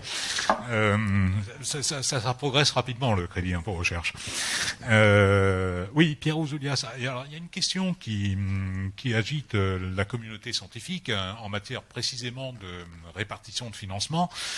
C'est celle de l'équilibre entre le financement, vous l'avez évoqué, le financement sur projet et le financement récurrent. L'un des choix qui a été fait dans la loi de programmation de la recherche a été de renforcer très considérablement le budget de l'ANR. C'est un budget historique en 2021, il a dépassé le milliard d'euros. Voilà, donc c'est un choix qui a été fait, le financement sur projet. Est-ce que vous pensez qu'il y a une utilité à avoir du financement sur projet et à ce niveau-là ? Je vais vous faire une réponse de Corrézien, puisque la Corrèze est encore à l'honneur dans cette campagne présidentielle. Comme on dit chez moi, il pleut toujours où c'est mouillé. Et que, vous le savez très bien, aujourd'hui, pour préparer des dossiers à l'ANR, il y a des gros laboratoires qui passent par le privé. Il y a des officines privées qui, moyennant fiance, vous montent votre dossier dans les formes qui conviennent parfaitement à l'ANR. Où est l'innovation ? Quand vous êtes chercheur en sciences humaines, ce qui est mon cas, c'est l'accès à ces crédits, comme ceux de l'ERC d'ailleurs, est beaucoup plus complexe. Donc par ce biais, on sélectionne finalement toujours un petit peu à la fois les mêmes équipes et les mêmes problématiques. Et là, je voudrais insister, parce que je crois que c'est quelque chose qui est porté par le candidat que je soutiens, Fabien Roussel, avec un discours sur la République, l'humanisme et l'universalité, c'est que la recherche, ça cherche aussi à l'émancipation humaine. Pas seulement, il ne faut pas voir uniquement le côté utilitariste. Or, et là c'est le chercheur qui vous parle, on a besoin de faire comprendre la notion complexe de continuum de la recherche. Et considérer que parfois, en investissant dans des domaines extrêmement extérieurs à l'innovation, on peut aboutir à des choses qui sont tout à fait révolutionnaires. Je vais prendre juste un exemple. Quand M. Breton, qui était le patron d'Atos, est venu au Sénat, on lui a demandé mais qu'est-ce qu'il faudra apprendre aux étudiants pour renforcer nos capacités en intelligence artificielle. Il nous a répondu le latin et le grec. Parce que accéder à la forme de pensée de personnes qui sont séparées de nous d'il y a 2000 ans, ça va sans doute nous apprendre énormément sur le fonctionnement de notre pensée. Je suis archéologue. La Gaule, je suis archéologue de la Gaule, a vécu entre le 1er et le 3e siècle après Jésus-Christ un petit réchauffement climatique, alors qui n'était pas d'origine humaine, mais d'origine tout à fait naturelle. J'ai travaillé sur ce qu'était le trait de côte de la Gaule au 2e, 3e siècle. La mer arrivait à Niort. C'est sans doute pas inintéressant que les archéologues apportent aujourd'hui dans le débat sur l'évolution du trait de côte ce que nous avons fait. Donc je pense que cette notion de continuum, elle est indispensable et il faudrait éviter de, comme je l'ai dit, de donner toujours au même. Et le crédit récurrence, c'est ce qui permet ce rééquilibrage. C'est ce qui permet, sur des problématiques qui sont très particulières, et encore une fois, tout donner par exemple à l'université, c'est détruire l'archéologie française. L'archéologie française est très peu enseignée à l'université, elle existe grâce au CNRS. Vous supprimez le CNRS, vous supprimez l'archéologie. Moi je pense qu'on en a besoin, c'est un point de vue personnel. Donc il faut faire extrêmement attention de ne pas aujourd'hui amputer des disciplines qui pourraient se révéler demain tout à fait déterminantes parce que nous découvrons les problématiques en avançant. Voilà. Je pense que je suis arrivé au bout, je veux pas être plus long. Juste rajouter à propos de la recherche sur le virus. Monsieur Canard, spécialiste des coronavirus, attend toujours son cryomicroscope.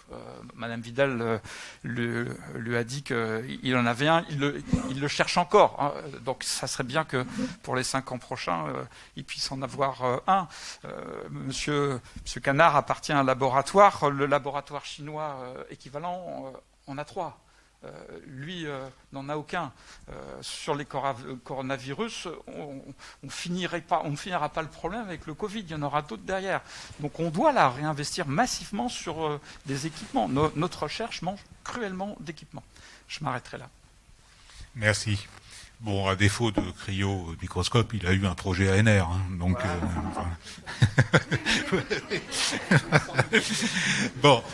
Je vais passer la suite de l'animation à ma collègue Anne Roy, qui travaille aussi sur le fil recherche et innovation. Elle est particulièrement spécialiste de toutes les affaires internationales. Elle connaît l'Europe comme sa poche. Et Anne, eh bien, vas-y. Merci. Je vais poursuivre avec vous, Valérie Rabault. Vous avez à la main vos 22 propositions qui avaient été émises pendant le débat sur la LPR. En matière de financement, vous l'avez déjà évoqué, mais vous avez revu année par année ce qui conviendrait d'être affecté à la recherche. Est-ce que vous pouvez nous en dire un peu plus maintenant ? Alors oui, effectivement, comme quand la loi de programmation budgétaire est arrivée, il n'y avait pas l'objectif des 1%. Et en plus, elle était sur 10 ans, et nous, je pense qu'on était tous unanimes pour dire qu'il fallait que ce soit sur 7 ans. D'ailleurs, c'était la première fois qu'une loi de programmation était sur 10 ans. Donc, on ne voit pas pourquoi on n'en resterait pas sur 10 ans. Donc, nous, on a fait une programmation 2020-2027, ce qui aboutit pile à la fin d'un quinquennat, 2027. Et donc, quand on se compare par rapport à ce qui a été mis dans la loi de programmation, donc la loi de programmation, au final, en cumulé, elle va rajouter 3 milliards par rapport à ce qui était prévu à fin 2027. Si vous voulez atteindre 1% du PIB en 2027, il faut rajouter 9 milliards. Donc chacun fera exactement ces 9 milliards 208 millions par rapport aux 3 milliards 3 que rajoute la loi de programmation telle qu'elle a été prévue. Ça, c'est un calcul, voilà, je vais tourner vers les matheux, c'est un dénominateur, un étalement sur 2027. Donc on voit qu'il manque 6 milliards. 6 milliards que vous répartissez sur 6 ans. Bon. Donc ça, c'est un premier point dont on a eu des débats assez vifs là-dessus. Mais en tout cas, moi, je pense qu'il faut absolument que ce soit sanctuarisé, que cet objectif soit minimal. En 2007, on était au même niveau que l'Allemagne en termes d'investissement pour la recherche publique. L'Allemagne, ça y est, depuis 2018, elle a dépassé les 1%. Donc, nous, on a stagné, voire on a régressé en 15 ans. Donc ça, c'est vraiment, voilà, il manque 6 milliards. Et c'est un minimum. Alors évidemment, on pourrait faire en euros constants, enfin, on ferait l'actualisation qui va bien, parce que l'inflation, quand même, joue un rôle, évidemment. Ça, c'est le premier sujet. Le deuxième, quand on regarde sur le classement des 20 premières régions en Europe pour la recherche, publique et privée, il y en a une seule qui arrive dans le top des 20, une seule française qui arrive dans le top des 20 en Europe, c'est l'Occitanie. Et c'est la seule, même pas l'Île-de-France, qui a 3% de son PIB régional qui investit entre la recherche publique et privée. Bon, alors évidemment, on a Airbus, on a de l'aéronautique. Non, mais c'est pour ça que j'ai tout de suite précisé. Mais c'est une seule parmi les 20 premières européennes. Donc ça veut dire que les autres font la course bien devant nous. Et cette question-là, elle se pose effectivement sur l'efficacité du crédit d'impôt recherche, dont j'imagine qu'on reparlera peut-être tout à l'heure, dans la troisième partie. Donc ça, c'est sur les aspects macro. Sur les aspects qui sont des propositions concrètes que nous avons formulées. Nous proposons que le nombre d'heures d'enseignement, on est très attaché au binôme, enfin en tout cas le fait qu'il y ait de l'enseignement et de la recherche, et qu'on puisse quand même dégager du temps pour la recherche en baissant le nombre d'heures de 25%, le nombre d'heures annuelles pour passer en heures de cours, ce qui a un corollaire, c'est d'embaucher 3000 postes d'enseignants-chercheurs par an entre 2021 et 2025. Ce que nous proposions, c'était 2000 en maîtres de conférences et 1000 en professeurs des universités pour avoir, donc ça aussi on l'a chiffré, c'est un coût annuel de 170 millions d'euros par an. Enfin voilà, on a essayé de faire, vraiment de se positionner, de se dire si on refait une loi de programmation de la recherche, quels sont les curseurs que nous faisons bouger. Bien entendu, il faut qu'il y ait aussi des effectifs de fonction de soutien, ça c'est les ingénieurs techniciens qui existent dans les laboratoires, parce que quand on va à l'observatoire ou ailleurs, s'il n'y a pas d'ingénieur technicien, ça marche quand même, ça fonctionne quand même beaucoup moins bien. Et puis, je suis d'accord avec Sandrine Rousseau sur la question des salaires et de la revalorisation, qui est effectivement indispensable.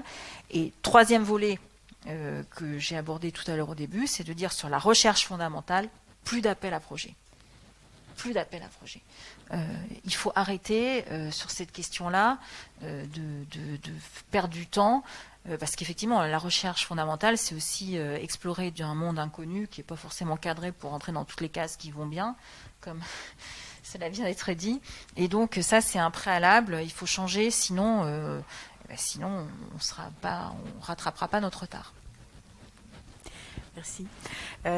Hendrik Davy, en préparant cette table ronde, vous déclarez que la LPR posait des problèmes à la fois de montant, mais aussi de manière. Est-ce que vous pouvez nous en parler ?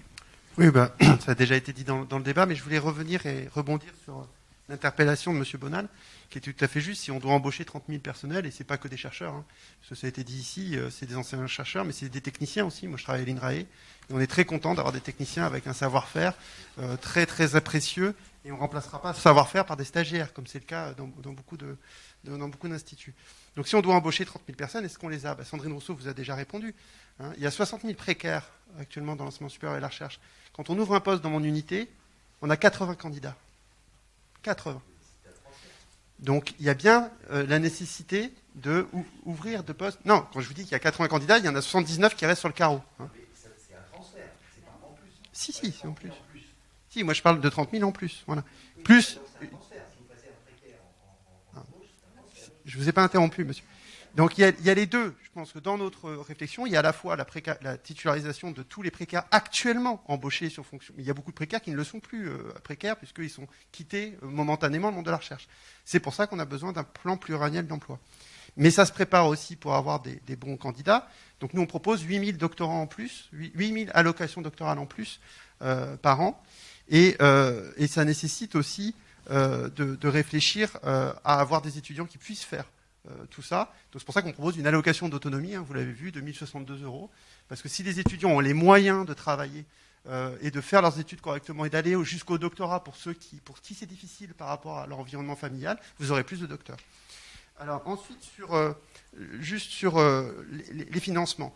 Notre premier point, c'est qu'effectivement, il faut augmenter les salaires. Donc la proposition qu'on a, mais c'est pour tous les fonctionnaires, hein, il n'y a pas de raison que ce soit que dans l'enseignement supérieur et la recherche, et c'est pour tous les corps. C'est pas que pour les chercheurs, même s'il y a un rattrapage qui est plus flagrant vis-à-vis du reste de l'OCDE pour les chercheurs. Mais c'est une augmentation de 15% du point d'indice. Et nous, on est très clair, c'est le point d'indice. Hein. Pourquoi? Parce que tous les autres modes d'augmentation, notamment les primes qui sont prévues dans la LPR, mettent en compétition l'ensemble des salariés, et ça crée vraiment une ambiance dans les unités, je vous dis pas quoi. Parce qu'un tel va avoir sa prime à Noël, l'autre l'aura pas. Tout ça basé sur des évaluations, ou avec 27 critères d'évaluation. Vous imaginez pas la paperasserie, la bureaucratie, qui est formidable. Je vous invite à lire le livre de Graber, Feu, paix à son âme, qui a écrit un formidable livre sur la bureaucratie créée par le néolibéralisme. Et je pense que c'est ce que disait un peu Sandrine Rousseau. C'est cette bureaucratie-là dont on n'en peut plus, hein, passer notre temps à écrire de la paperasserie. Alors sur la question plus précisément, oui, le volume d'abord. Ça a été dit, il faut arriver à 1%, c'est facile, c'est 7 milliards d'euros. 7 milliards d'euros, c'est le montant du crédit impôt recherche. Donc nous, on est simple, on nous demande toujours où on trouve l'argent, et on le supprime, et l'argent qui est récupéré, parce que c'est des pertes d'impôts actuellement, on le redistribue à la recherche fondamentale. Voilà, ça fait 7 milliards, et donc on arrive au 1%, c'est exactement le calcul que Valérie Bateau a fait. Sur cette répartition ensuite, la répartition, nous, on est pour la suppression de l'ANR, pas par idéologie, mais parce qu'on pense que, et c'est M. Ouzolias l'a bien dit, cette répartition actuelle mène à une compétition qui est complètement délétère et qui aboutit, et je vais dans le sens qu'il a dit, à un truc complètement délirant, c'est que des unités sont clafis de pognon, enfin pour dire les choses, voilà, et donc ils ont les ERC, ils ont tout, et ils ont des burn-out, mais vraiment beaucoup de burn-out. Et les secrétariats n'arrivent plus à s'en sortir, à gérer tout ça, et il y a des unités où on ne peut même pas envoyer un technicien à avoir 5 000 € pour suivre l'effet des changements climatiques sur les forêts. Typiquement, je vous prends un exemple, on n'a pas de crédit récurrent pour faire ça, pour envoyer des voitures, pour juste aller suivre l'effet des changements climatiques. Donc ça ne peut plus durer. Donc des crédits récurrents. Je vous ai fait le calcul tout à l'heure. On reprend l'argent de l'ANR et l'argent des PIA, ça fait en gros 14 000 € par agent présent dans une unité. Et avec ça, vous discutez avec n'importe quel agent de la fonction publique, il vous dira, avec ça, je peux retrouver le train long et travailler correctement. Est-ce que ça en est fini des appels à projets pour autant? Non, parce qu'on aura des nouveaux chantiers, on en discutera peut-être tout à l'heure, sur la bifurcation écologique, sur de grandes initiatives, et on aura besoin de grands équipements. Et là, on peut avoir des appels à projets ou des appels à manifestation d'intérêt, je préfère plutôt ce terme, sur les grands équipements. Oui, là, on a besoin de réfléchir à quel grand... On ne va pas mettre un synchrotron dans chaque ville, ça c'est évident. Mais ça, on peut continuer à avoir des appels à projets sur les équipements. C'est pour ça que le microscope, c'est un bon exemple. Mais sur le fonctionnement, il faut arrêter ce délire. C'est une perte de temps. Moi, je ne suis pas économiste, mais j'ai essayé de le calculer pour mon syndicat un jour, parce que c'est 23% le taux de succès à l'ANR. Enfin, c'était, peut-être que ça a augmenté cette année. Donc, en gros, l'estimation un peu qu'on a faite avec le temps de chercheurs perdus et je finirai là-dessus, c'est que pour 100 euros qui sont distribués par l'ANR, il y a 50 euros de perdus en temps de chercheurs pour préparer les évaluations, pour préparer les dossiers, etc. Donc une efficience, je vous laisse imaginer l'efficience économique du système. Merci. Justement, je vais reprendre ce débat sur l'ANR. Gilles Le Breton, on voit il y a beaucoup de positions différentes. Alors pour vous, est-ce qu'il faut renforcer, supprimer, modifier ? Non, il ne faut pas supprimer, mais il ne faut surtout pas renforcer non plus. Pour moi, le financement qui doit être privilégié, c'est le financement récurrent, bien sûr. Moi, j'ai été directeur de laboratoire pendant 11 ans. Je sais qu'on a besoin d'un financement récurrent pour assurer la stabilité de la recherche et la stabilité des équipes aussi. Il est très important que les gens aient un avenir tracé devant eux. C'est comme ça qu'on travaille bien, pas dans le stress permanent des appels à projets. Alors cela dit, les appels à projets, je pense qu'il faut néanmoins les maintenir, mais à titre secondaire, ne serait-ce que pour permettre à l'État de développer une politique nationale et d'axer les projets de recherche sur les thèmes innovants, les technologies du futur, etc. Ça, je crois que ça peut être quand même utile. Mais vraiment à titre secondaire, moi je ne suis pas pour trop renforcer le rôle de l'ANR. Voilà. Alors en ce qui concerne les moyens en personnel, on a dit très, très justement qu'il faut revaloriser les traitements des maîtres de conférences et des professeurs, et pas seulement en début de carrière. Hein. On a pris beaucoup de retard par rapport à d'autres pays qui nous sont comparables, donc il faut le faire. Et j'ajoute qu'il y a quand même des problèmes qu'il nous faudra surmonter. L'un, c'est le recours récent donc au tenure track, ce qu'on a traduit en français aux professeurs juniors, qui sont donc des contractuels que l'on recrute et qui ont vocation à être titularisés au bout de quelques années, sans passer devant le CNU. Et moi, je suis hostile à ce modèle, hein, je vous le dis tout de suite. Je pense que ça ouvre tous les biais possibles et imaginables, un localisme qui risque d'être forcené. Et moi, je suis pour la méritocratie, et pour que la méritocratie soit respectée, dans l'intérêt de la recherche d'ailleurs, hein, eh bien, il faut obligatoirement le feu vert donné au recrutement par un organisme national reconnu qui, à l'heure actuelle, est le CNU. Donc moi, je suis contre ce modèle américain que M. Macron a cru bon d'importer chez nous. Et puis, il y a un autre écueil quand même, hein, sur lequel j'attire votre attention, c'est la LRU. Hein. On n'arrête pas de tarir d'éloges dans les médias sur la LRU de Mme Pécresse, mais moi, je peux vous dire que dans mon université, ça nous a mis dans un grand désarroi financier parce que qu'est-ce qu'a fait la LRU? Je le rappelle quand même. Elle a transféré aux universités la charge de la masse salariale des fonctionnaires. Et avec un système terrible qui est le GVT, glissement, vieillesse, technicité, certaines universités voient leur masse salariale s'accroître d'année en année par le seul jeu des carrières, hein, sans recruter personne, et elles n'ont plus les moyens de faire face. Et je vais vous donner un exemple très très précis pour vous montrer où on en est. Dans mon université, 4 postes d'enseignants-chercheurs en droit supprimés en 3 ans. Nous n'avons plus les moyens que d'en pourvoir un seul sur 4. À ce rythme, la recherche en droit est morte dans 10 à 15 ans, dans mon université. C'est très grave. Hein. Donc il faut, soit, c'est ce que moi je préfère, revenir en arrière sur ce transfert de la masse salariale, c'est-à-dire qu'il faut que l'État assume lui-même la masse salariale des fonctionnaires de l'État, puisque les universitaires sont des fonctionnaires de l'État, jusqu'à preuve du contraire, soit au minimum, prendre conscience que les subventions de l'État aux universités pour couvrir leur masse salariale sont insuffisantes et doivent vraiment être à la hauteur des besoins. Et là, je ne parle même pas de recrutement de nouveaux fonctionnaires, je parle simplement de pouvoir recruter sur des postes qui existent déjà. Donc nous en sommes là. Et bien sûr, il faudrait aussi recruter par ailleurs davantage de fonctionnaires pour assurer la bonne marche de la recherche, parce qu'on a pris là encore beaucoup de retard en termes de recherche sur les États qui nous sont comparables. Hein. La situation est grave. Et d'ailleurs, je pense que l'Union européenne, puisque je suis parlementaire européen, juste un mot là-dessus, l'Union européenne s'en aperçoit. Elle s'aperçoit qu'il y a des États membres qui sont à 2 vitesses. Il y a l'Allemagne qui n'est pas trop mal, et puis il y a des États comme le nôtre qui sont à la traîne. Et il y a 3 jours, la Commission de Bruxelles a publié 2 initiatives sur les universités pour essayer de redoper un petit peu, de redonner de l'élan aux États qui en manquent cruellement. Donc on est véritablement dans une situation d'urgence. Et donc il faut se donner les moyens de sortir notre recherche, et en particulier notre recherche publique, de l'ornière dans laquelle elle est tombée. Merci. On arrive à la troisième partie de cette table ronde. On va devoir un peu faire plus court parce qu'on a déjà pas mal empiété, mais heureusement on a aussi... passer ma thèse en 120 secondes. Voilà. Mais on a déjà abordé un certain nombre de sujets, donc ça va faciliter. Il y a deux personnes qui doivent partir un peu avant, donc je vais commencer par vous. Bruno Bonnel, vous êtes entrepreneur, investisseur, et depuis 2010, et surtout depuis ces dernières années, on voit se succéder les plans d'investissement. Est-ce qu'il faut les poursuivre et comment s'y retrouver? Il y en a beaucoup. Est-ce qu'il y a un problème de méthode ou de cohérence?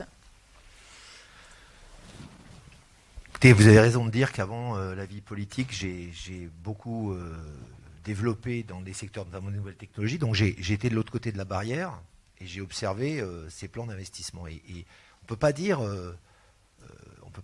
tout et son contraire. On peut pas dire on a envie que l'État soutienne d'une façon volontariste la recherche et le développement. Et en même temps dire les plans s'enchaînent et on ne les comprend pas. D'abord, les plans, ils ont une continuité. Je vais juste parler du quinquennat que je connais. On a vécu une crise terrible. Il y a eu un plan de soutien, un plan de relance. Aujourd'hui, il y a le plan France 2030 qui est un plan de conquête. Donc plan de soutien, plan de relance, plan de conquête. Il y a un continuum, il y a une cohérence. Il y a également une réflexion sur ces plans, justement, pour donner, ce qu'on disait tout à l'heure, des grandes directions, que j'ai compris, beaucoup de mes collègues ici partagent.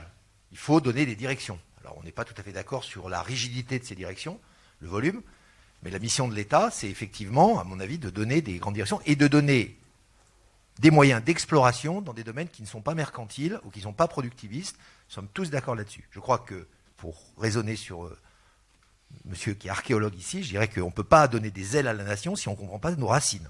Donc je crois que c'est important que toute la chaîne soit soutenue. Et c'est vrai que sur un aspect purement économique, financer le trait de côte de la Gaule du 1er siècle, compliqué à expliquer. Donc c'est là que l'État intervient.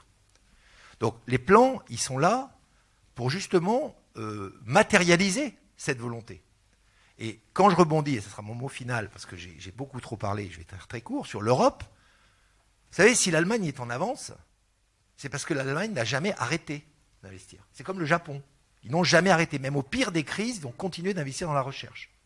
Et ils ont des résultats économiques aujourd'hui qui leur permettent de dégager des marges pour le faire.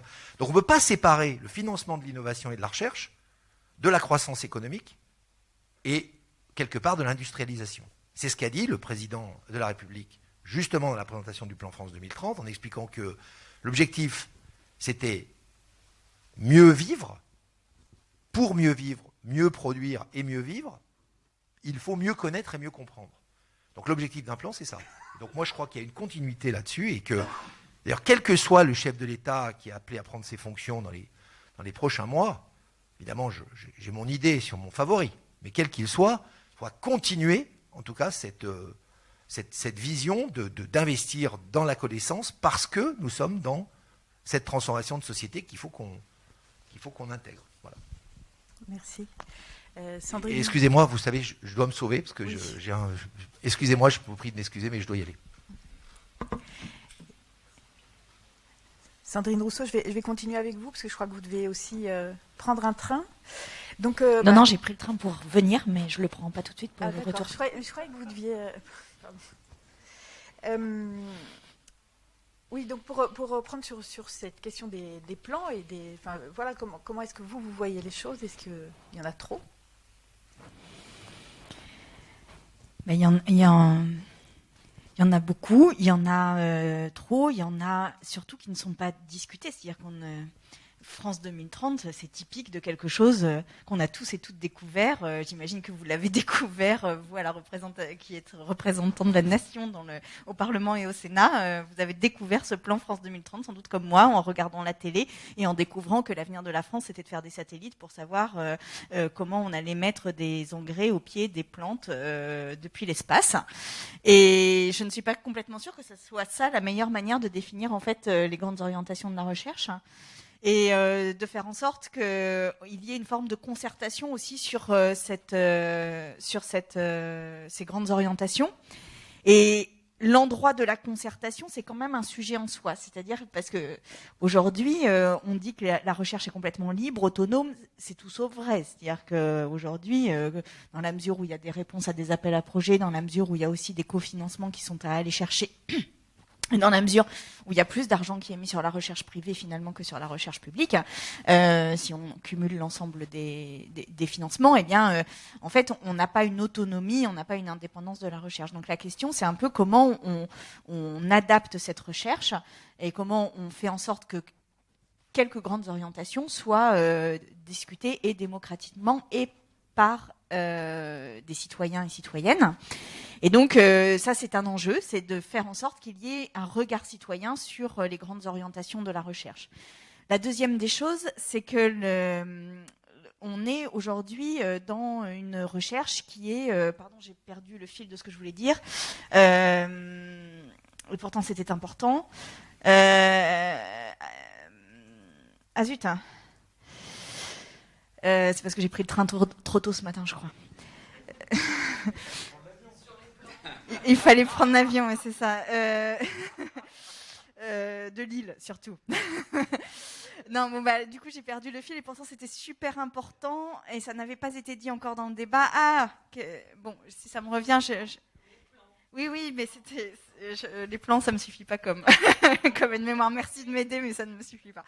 Donc, oui, déjà un regard citoyen et un regard citoyen aussi sur les résultats de cette recherche. Et je cherche mon autre idée, mais je ne la retrouve plus. N'hésitez pas si ouais, désolé. Écoutez, si elle vous revient, on vous redonne la parole. Voilà. Vous nous faites signe. Hendrik Davy, vous l'avez évoqué, hein, la France Insoumise supprimer le crédit impôt recherche. Donc la question se pose de comment est-ce qu'on soutient les entreprises, la R&D industrielle pour aider à faire face aux transitions actuelles et à venir. Alors, la politique de l'État vis-à-vis de la R&D privée, c'est un peu la même réflexion que la politique de l'État vis-à-vis de la recherche fondamentale. C'est-à-dire quel est l'objectif et la direction. Donc nous, l'objectif, c'est la planification écologique. Et pour ça, on a besoin de savoir, on a besoin de qualifications pour organiser cette bifurcation écologique. Et ce qu'on pense, c'est que si on a des grands opérateurs comme EDF, des grands opérateurs de l'État, mais aussi des opérateurs qui peuvent être privés, qui se lancent parce qu'il y a des nouvelles normes, parce qu'il y a des incitations de l'État dans un certain nombre de secteurs industriels, mécaniquement, ça va créer des besoins en recherche et développement privés. Hein. Mais il faut retrouver un État stratège, parce qu'on est un petit peu comme au lendemain de la Deuxième Guerre mondiale. C'est-à-dire qu'il faut complètement repenser notre appareil de production pour assurer la transition écologique. Donc si l'État est stratège, et c'est ce qui s'est passé après la Deuxième Guerre mondiale, encore une fois, quand on a eu la volonté de faire des centrales nucléaires, bon maintenant on va en sortir, et c'est très bien. Et quand on a eu cette volonté-là, ça a dégagé une mine, un réservoir important de recherche et développement dans le privé. C'est pareil pour Ariane Espace. Quand on regarde d'ailleurs les grands portefeuilles, en gros c'est 13%, je ne les ai plus là, mais 13% pour l'aéronautique, non, 13% de l'automobile, 10% l'aéronautique, et le spatial. On retrouve les grands chantiers qu'on a eus et qui ont poussé en fait la recherche et développement dans le privé. Alors après, comment on fluidifie tout ça ? Eh bien, d'abord nous, on pense qu'il faut effectivement l'État fasse entrer en concertation les acteurs sociaux, les grands instituts de recherche finalisés et les patrons industriels pour discuter des orientations de recherche cette fois-ci finalisées. Et moi, là c'est un pari que je porte depuis longtemps, c'est que je pense que ça passe par la revalorisation du doctorat. Une des grandes différences avec l'Allemagne, c'est que si vous voulez être patron industriel ou voire chancelière, c'est bien d'avoir un doctorat. Hein. En France, ce n'est pas le cas. Et pourquoi c'est très important ? Et je finirai là-dessus. Parce que imaginez que quelqu'un qui passe dans un laboratoire devienne ensuite un cadre dans une entreprise privée, il sait où est faite la recherche. Il est capable de revenir au laboratoire, de discuter avec ses anciens collègues de laboratoire pour savoir comment, à partir des savoirs qui sont produits dans le laboratoire, on peut produire des connaissances finalisées. Parce que dans le continuum entre la recherche fondamentale et la recherche finalisée, c'est toute une alchimie relativement complexe qui passe par des individus. Et la meilleure façon, c'est que ces individus circulent. Et pour qu'ils circulent, il faut que le doctorat soit reconnu dans les conventions collectives et que les docteurs dans les entreprises soient très bien payés. Et à ce moment-là, effectivement, je pense qu'on relancera la dynamique de R&D, y compris dans le privé. Sandrine J'ai Bossoulou. retrouvé, ouais, merci. Donc je suis d'accord sur le doctorat et on porte aussi la revalorisation du doctorat, y compris dans les conventions collectives et que ça puisse être reconnu dans les évolutions de carrière. La chose que je voulais dire sur les plans justement, c'est qu'il ne faut pas oublier les SHS dans ces plans et que souvent quand on fait des plans et particulièrement des plans innovation et R&D, eh bien on a des technologies, on se tourne vers les technologies, sauf qu'aujourd'hui ce dont on a besoin c'est vraiment d'adaptabilité, d'adaptation, de retour vers l'histoire, vous le disiez sur l'archéologie tout à l'heure, et que ce volet-là, SHS, est souvent le grand oublié des grands plans d'investissement, de recherche, de développement et d'innovation, et que là, pour le coup, on en a absolument besoin. C'est pour ça que la recherche publique en matière de SHS est fondamentale, et que cette recherche publique doit être fondamentale pour le coup, puisque là, aujourd'hui, c'est vraiment le parent pauvre de l'innovation et de l'adaptation de notre société aux défis, notamment climatiques, mais pas que. Et donc, c'était l'idée que je voulais vous poser et qui me semble quand même très importante à avoir posée. Merci. Pierre Ouzoulias, vous avez sur les plans d'investissement, dans les derniers, il y a des stratégies d'accélération qui vont de la recherche jusqu'à l'industrialisation. Est-ce que c'est une approche qui vous convient ? C'est dommage que M. Bonnel soit parti, parce que en 2013, Arnaud Montebourg, ministre du redressement productif, lui avait confié un rapport sur un plan qui était France Robot Initiative, qui était doté de 100 millions d'euros, c'est très faible. Le plan s'est arrêté très peu de temps après, et c'est dommage, parce qu'on s'aperçoit aujourd'hui qu'il aurait été intéressant de prolonger sur la durée ces efforts. Tout le problème, c'est que on n'a pas de continuité dans la réflexion publique sur les priorités de la science et dans l'aide publique sur ce type de projet. Je suis intimement persuadé que si France Robot Initiative avait continué, peut-être avec M. Bonnel, à travailler sur le sujet, au bout de 10 ans, on aurait sans doute abouti à des choses tout à fait fondamentales dans ce domaine. Après, il y a le CIR aussi qui pourrait être un instrument très intéressant de programmation et qui n'est pas du tout utilisé à cette fonction. Alors, moi, je suis parlementaire. Le CIR, il me pose un problème. Quand je demande à la ministre de l'Enseignement supérieur et de la Recherche dans l'hémicycle, donnez-moi, madame, un article qui a été rédigé grâce au CIR, elle m'en donne un. Voilà. Et je pense qu'il n'y en a pas plus. C'est un problème parce qu'il y a une distorsion de traitement entre les chercheurs de la recherche publique et ce qu'on demande, plutôt ce qu'on ne demande pas aux industries et aux entreprises qui touchent le CIR, qui est incompréhensible. Pourquoi on considère qu'il faut absolument que le chercheur justifie a priori, pendant sa recherche, a posteriori, de tous ses efforts, et qu'on donne 7 milliards sans aucune contrepartie, sans aucun moyen de vérification. À chaque fois que j'ai demandé qu'on me donne des comptes, on m'a opposé le secret fiscal. Les 7 milliards, c'est une boîte noire dans laquelle la représentation nationale et les citoyens ne peuvent pas comprendre ce qui s'y passe. Je vous conseille vraiment de lire la dernière note du Trésor là-dessus. Elle est passionnante. Le Trésor dit le CIR, son avantage, c'est que ça permet à la fois un financement vertical, donc on comprend, et un financement horizontal. Parce qu'on arrose tout l'écosystème de la recherche et développement. C'est exactement ce dont on vient parler s'agissant des budgets récurrents pour les chercheurs. Donc on nous dit le CIR, c'est bien parce que ça donne du récurrent aux équipes de la recherche privée. Pourquoi on l'interdit aux chercheurs publics ? Il y a une différence de traitement entre le CIR et le fonctionnement de la recherche publique que je ne comprends pas, ou plutôt que je comprends très bien. C'est qu'il ne s'agit pas d'un crédit impôt recherche, il s'agit d'un crédit impôt innovation. Et toute la stratégie de Bercy a été de faire porter le financement de l'innovation qui est de ressort de son ministère par celui de l'enseignement supérieur et de la recherche. Le problème, il est là, c'est Bercy a joué la stratégie du coucou et a permis de financer l'innovation à un montant très élevé de 7 milliards sur les crédits de l'enseignement supérieur et de la recherche. Donc il faut revoir tout le système. Il faut revoir tout le système et considérer que, bien évidemment, il faut aider la recherche privée, mais sur d'autres bases. Je vous conseille aussi vivement de lire la note de France Stratégie sur le CIR qui dit très justement qu'à moyens financiers égaux, de l'argent public qui est investi en Allemagne dans des entreprises privées rapporte beaucoup plus. Pourquoi ? Parce qu'il y a un tissu économique, industriel qui a été sauvegardé en Allemagne et que nous n'avons plus. Et que bien dépenser du CR, ça demande préalablement de réindustrialiser la France.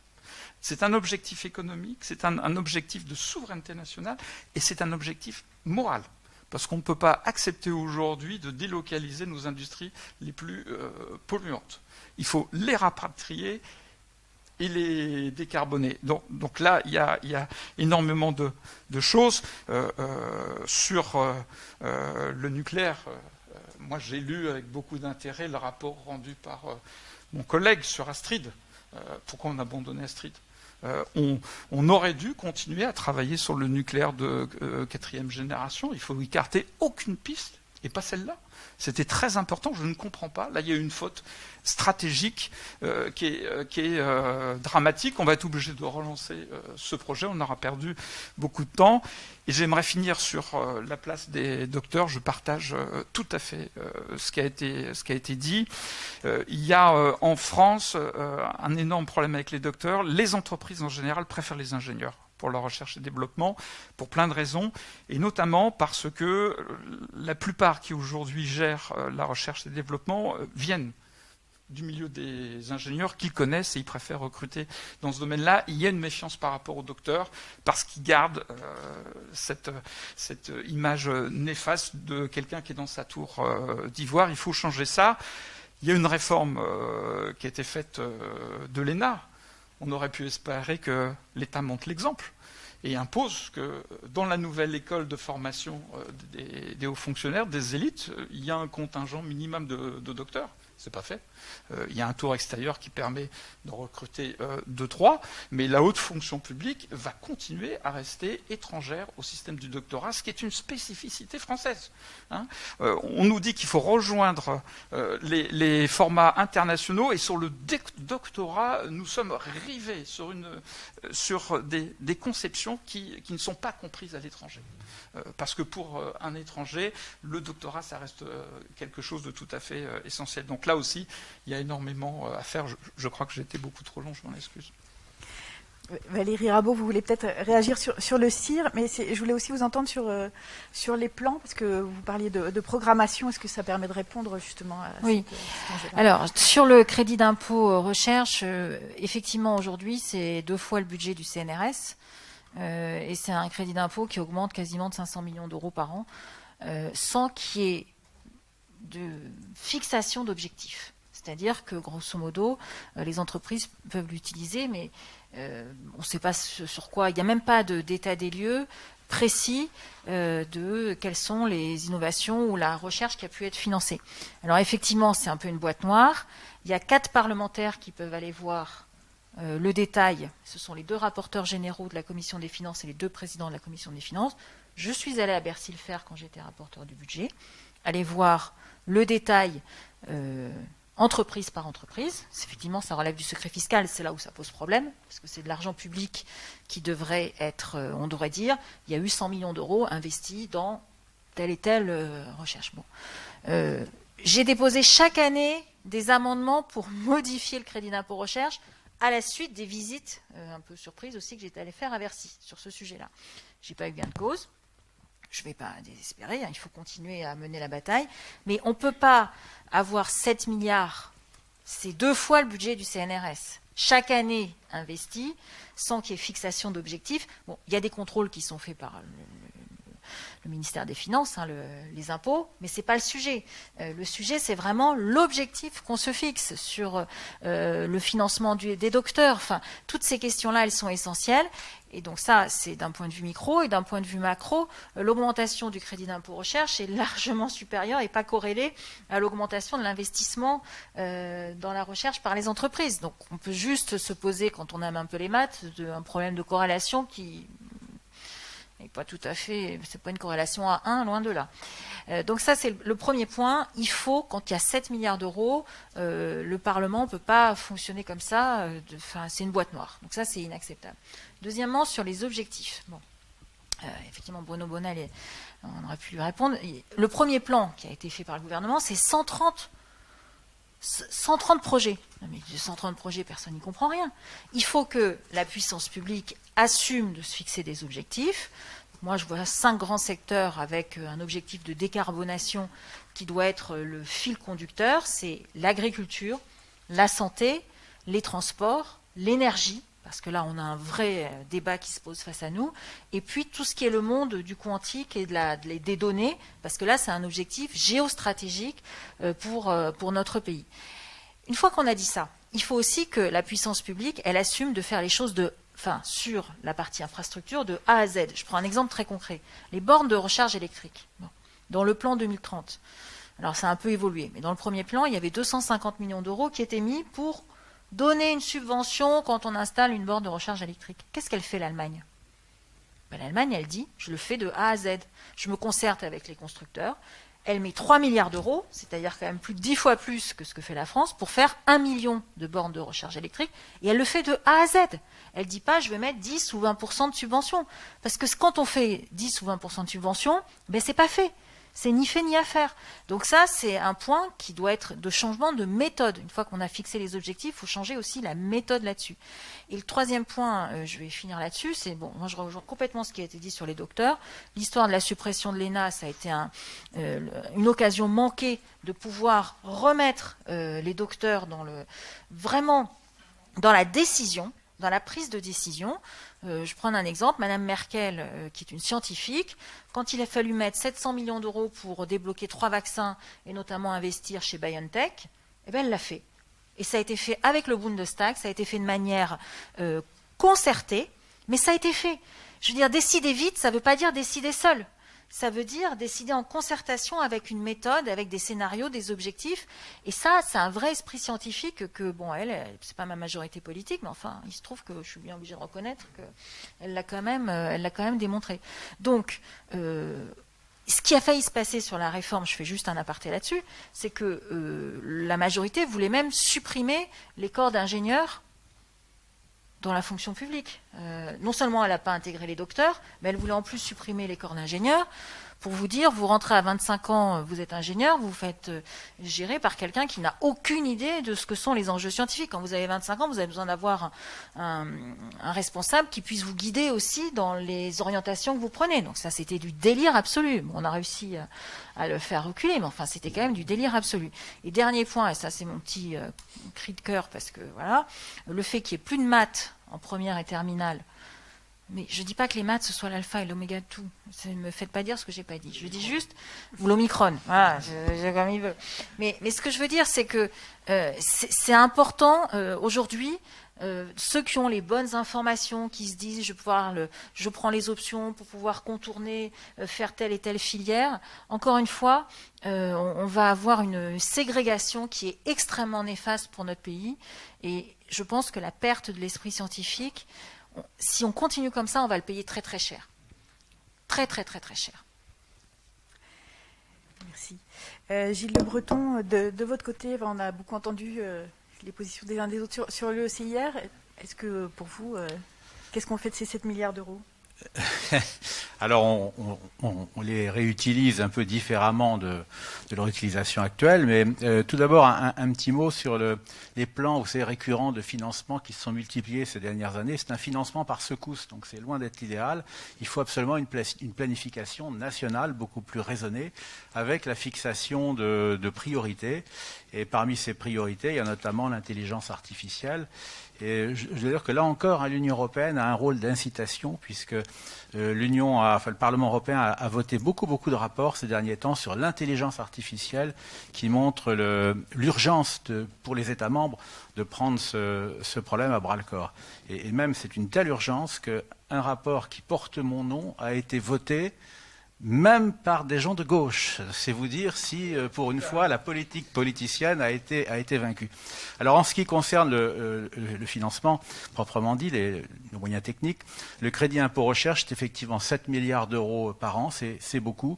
Et nous pensons qu'il faut en reprendre une partie pour le verser à la recherche publique, qui est cruellement dépourvu de moyens. Alors comment on fait? Eh bien, sur ces 5 milliards d'euros, il y en a 2 qui vont aux PME. On ne touche pas aux 2 milliards d'euros qui vont aux PME parce qu'on fait le pari de l'innovation par les PME, les startups, etc. Je pense que c'est une carte à jouer. Il ne faut pas se couper de cette possibilité-là. En revanche, on peut faire des économies, on peut plafonner le CIR accordé aux entreprises de taille intermédiaire et aux grandes entreprises parce que nous pensons que ces entreprises-là sont suffisamment puissantes pour pouvoir se passer d'une partie du CIR.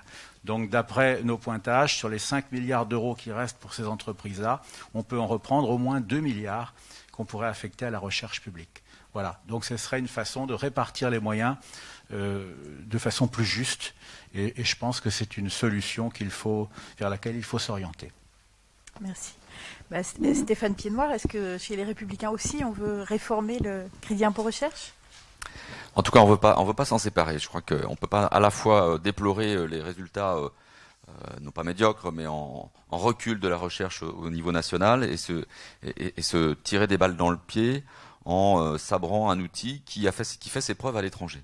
Encore une fois, au niveau de l'OCDE, la part de financement, d'investissement sur la R&D privée, on est dans la deuxième partie du peloton dans l'OCDE, alors que des pays qui réussissent, eux, dans l'innovation, comme l'Allemagne, le Japon, la Corée, sont en tête. Et donc, si ce n'est une corrélation, là j'y vois plutôt une causalité, pour être plus précis, très forte. Donc le CIR, peut-être qu'il a à être requestionné, sans doute que le Parlement doit avoir une évaluation à faire plus précise. Je suis d'accord. Peut-être qu'il peut être remodelé, une mesure technique comme M. Le Breton vient de le dire, pourquoi pas. En tout cas, Valérie Pécresse souhaite le renforcer à destination des PME qui bénéficient simplement de 37%, je crois, du crédit impôt recherche, et on sait qu'il y a plus de 80% des emplois de R&D qui sont dans les PME. Donc là aussi, c'est la vérité des chiffres. Il faut regarder et peut-être renforcer l'investissement qu'on peut faire à destination des PME. Sur les plans qui ont été évoqués tout à l'heure, moi je trouve que la multitude des plans contribue à perdre un petit peu tout le monde. C'est extrêmement difficile de s'y retrouver. C'est une multiplication, encore une fois, de paperasse. Je sais que là, la complexité, vous l'avez dit tout à l'heure, la complexité est synonyme parfois d'équilibre. Là, je trouve que c'est la multitude est synonyme de lassitude pour les chercheurs qui doivent remplir tous ces dossiers. Sur l'autonomie des universités, je voudrais revenir parce que je ne suis pas tout à fait d'accord avec ce que vous dites, Monsieur Le Breton. Il se trouve que la CPU, qui est désormais France Université, depuis la semaine dernière, réclame une seconde étape d'autonomie. Et le glissement vieillesse-technicité, en fait, c'est une problématique qu'on a tous rencontrée en tant qu'élu local. Il doit s'accompagner d'une dotation. Un accompagnement d'une évolution de la dotation. Or, ce qu'on constate durant ce quinquennat, c'est que la dotation pour contribution de service public par étudiant dans l'enseignement supérieur, il a singulièrement baissé pendant ce quinquennat. Il a singulièrement baissé, et c'est ça qui fait que les universités sont en difficulté. Mais c'est pas l'autonomie qui est en cause. J'en veux pour preuve leur demande de dévolution, par exemple, de leur immobilier. Et puis, si je finis par des priorités, parce que alors d'abord, c'est une lapalissade, mais dire que seule la France ne pourra pas y arriver, et que c'est bien évidemment au sein de l'Union européenne qu'elle aura toute sa force, et elle doit trouver, au sein des appels à projets d'Horizon Europe, elle doit trouver son bonheur, si je puis dire, mais il faut se définir des priorités. Et là, je regrette deux choses. C'est un, sur Astrid, mon collègue a eu l'amabilité de citer le rapport dont j'étais le rapporteur en juillet dernier. C'est quand même un saccage du CEA, du commissariat à l'énergie atomique, créé par le général de Gaulle en 1945, pour donner là vraiment une vision stratégique, une ambition de souveraineté pour notre pays. Le saccage de 10 années, des équipes de chercheurs qui ont planché depuis 2009 jusqu'en 2019, 10 années de leur vie de chercheurs sur un projet dont on leur a dit qu'on abandonnait en race campagne au cœur de l'été 2019 sans contrepartie, sans alternative. Enfin, c'est dramatique le signal qu'on envoie à des équipes de chercheurs comme ça. Ça ne concerne pas uniquement cette équipe-là. Je peux vous dire que ça, ça rayonne. Oui, c'est le terme s'agissant de nucléaire. Enfin, ça irradie sur les autres équipes. C'est dramatique. Deuxième chose sur le quantique, ça a été évoqué. Il y a un rapport de Paola Forteza, je crois, qui a été déposé là-dessus, qui dirait qu'il faudrait investir de l'ordre d'1 milliard multiplié par 3, c'est-à-dire d'investir 1 milliard d'euros sur le quantique, la stratégie quantique du pays. 1 milliard d'euros. Pour pour avoir un ordre de grandeur, puisqu'on compare le public et le privé, moi je crois beaucoup à la puissance du privé. Il y a de l'argent, ça peut contribuer à faire aboutir des projets de recherche. Et sur le quantique, une entreprise comme Atos, évidemment, ne travaille pas uniquement sur le quantique, sur le numérique d'une manière générale. Son investissement R&D sur l'année, c'est 230 millions d'euros. Vous vous rendez compte les masses sur une seule entreprise? Et nous, on dit à l'État, il faudrait multiplier par 3 et passer à 1 milliard sur le quantique. Enfin, il y a une disproportion en refusant la contribution des entreprises privées pour faire avancer la recherche. On se tire vraiment une balle dans le pied. Je crois qu'il faut qu'on travaille au contraire main dans la main. Merci. Alors très brièvement, parce qu'on est déjà arrivé au Non, mais il y a une chose dont on n'a pas parlé, c'est les bâtiments, et notamment les bâtiments dans lesquels se font la recherche, parce qu'on a parlé des infrastructures, il nous en manque, des équipements de recherche, il nous en manque, mais il y a aussi une dégradation des bâtiments de recherche, et d'enseignement évidemment, et une dégradation de nos campus, qui n'a pas été résolue par les plans d'investissement réguliers. Et moi je plaide pour une chose qui est très simple, c'est que les universités doivent payer la taxe carbone comme n'importe quel autre organisme, que vu l'étendue de nos campus et le nombre de nos bâtiments, eh bien on paye cher cette taxe carbone, et que je voudrais que le produit de cette taxe carbone nous soit rendu pour uniquement comme usage de rénover les bâtiments, parce qu'aujourd'hui nous sommes dans une difficulté réelle. On peut construire des bâtiments via les plans européens, il est très compliqué de rénover des bâtiments, et que la recherche, l'attractivité de la recherche, ça passe aussi par les lieux dans lesquels ça se fait. Voilà. Merci. Donc voilà, nous voilà arrivés au terme de cette table ronde. René Luc, je ne sais pas si on a encore du temps pour des questions.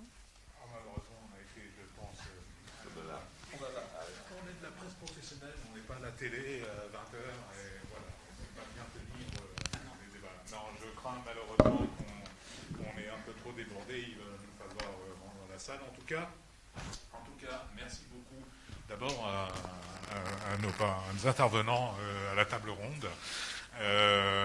Voilà, ça a été extrêmement riche, on a abordé énormément de choses. On va essayer d'en rendre compte le mieux possible dans les dépêches pour que ceux qui n'étaient pas là et ceux qui n'ont pas la vidéo prennent connaissance de toutes les propositions. Encore merci. Merci. Alors je voulais vous quand même ajouter, je reprends et je remercie monsieur d'avoir parlé de la qualité des informations AEF. Donc pour tous les ignares qui ne seraient pas encore abonnés, on va vous faire bénéficier de quelques mois de gratuité sur notre fil de recherche-innovation. Et puis on a beaucoup parlé de l'urgence climatique et de l'importance aussi de la recherche pour essayer de faire des choses dans ce domaine. Donc je voulais vous donner le titre du débat donc du 11 mars, et je pense que nous nous retrouverons en partie. Climat, biodiversité, responsabilité, le quinquennat de la dernière chance.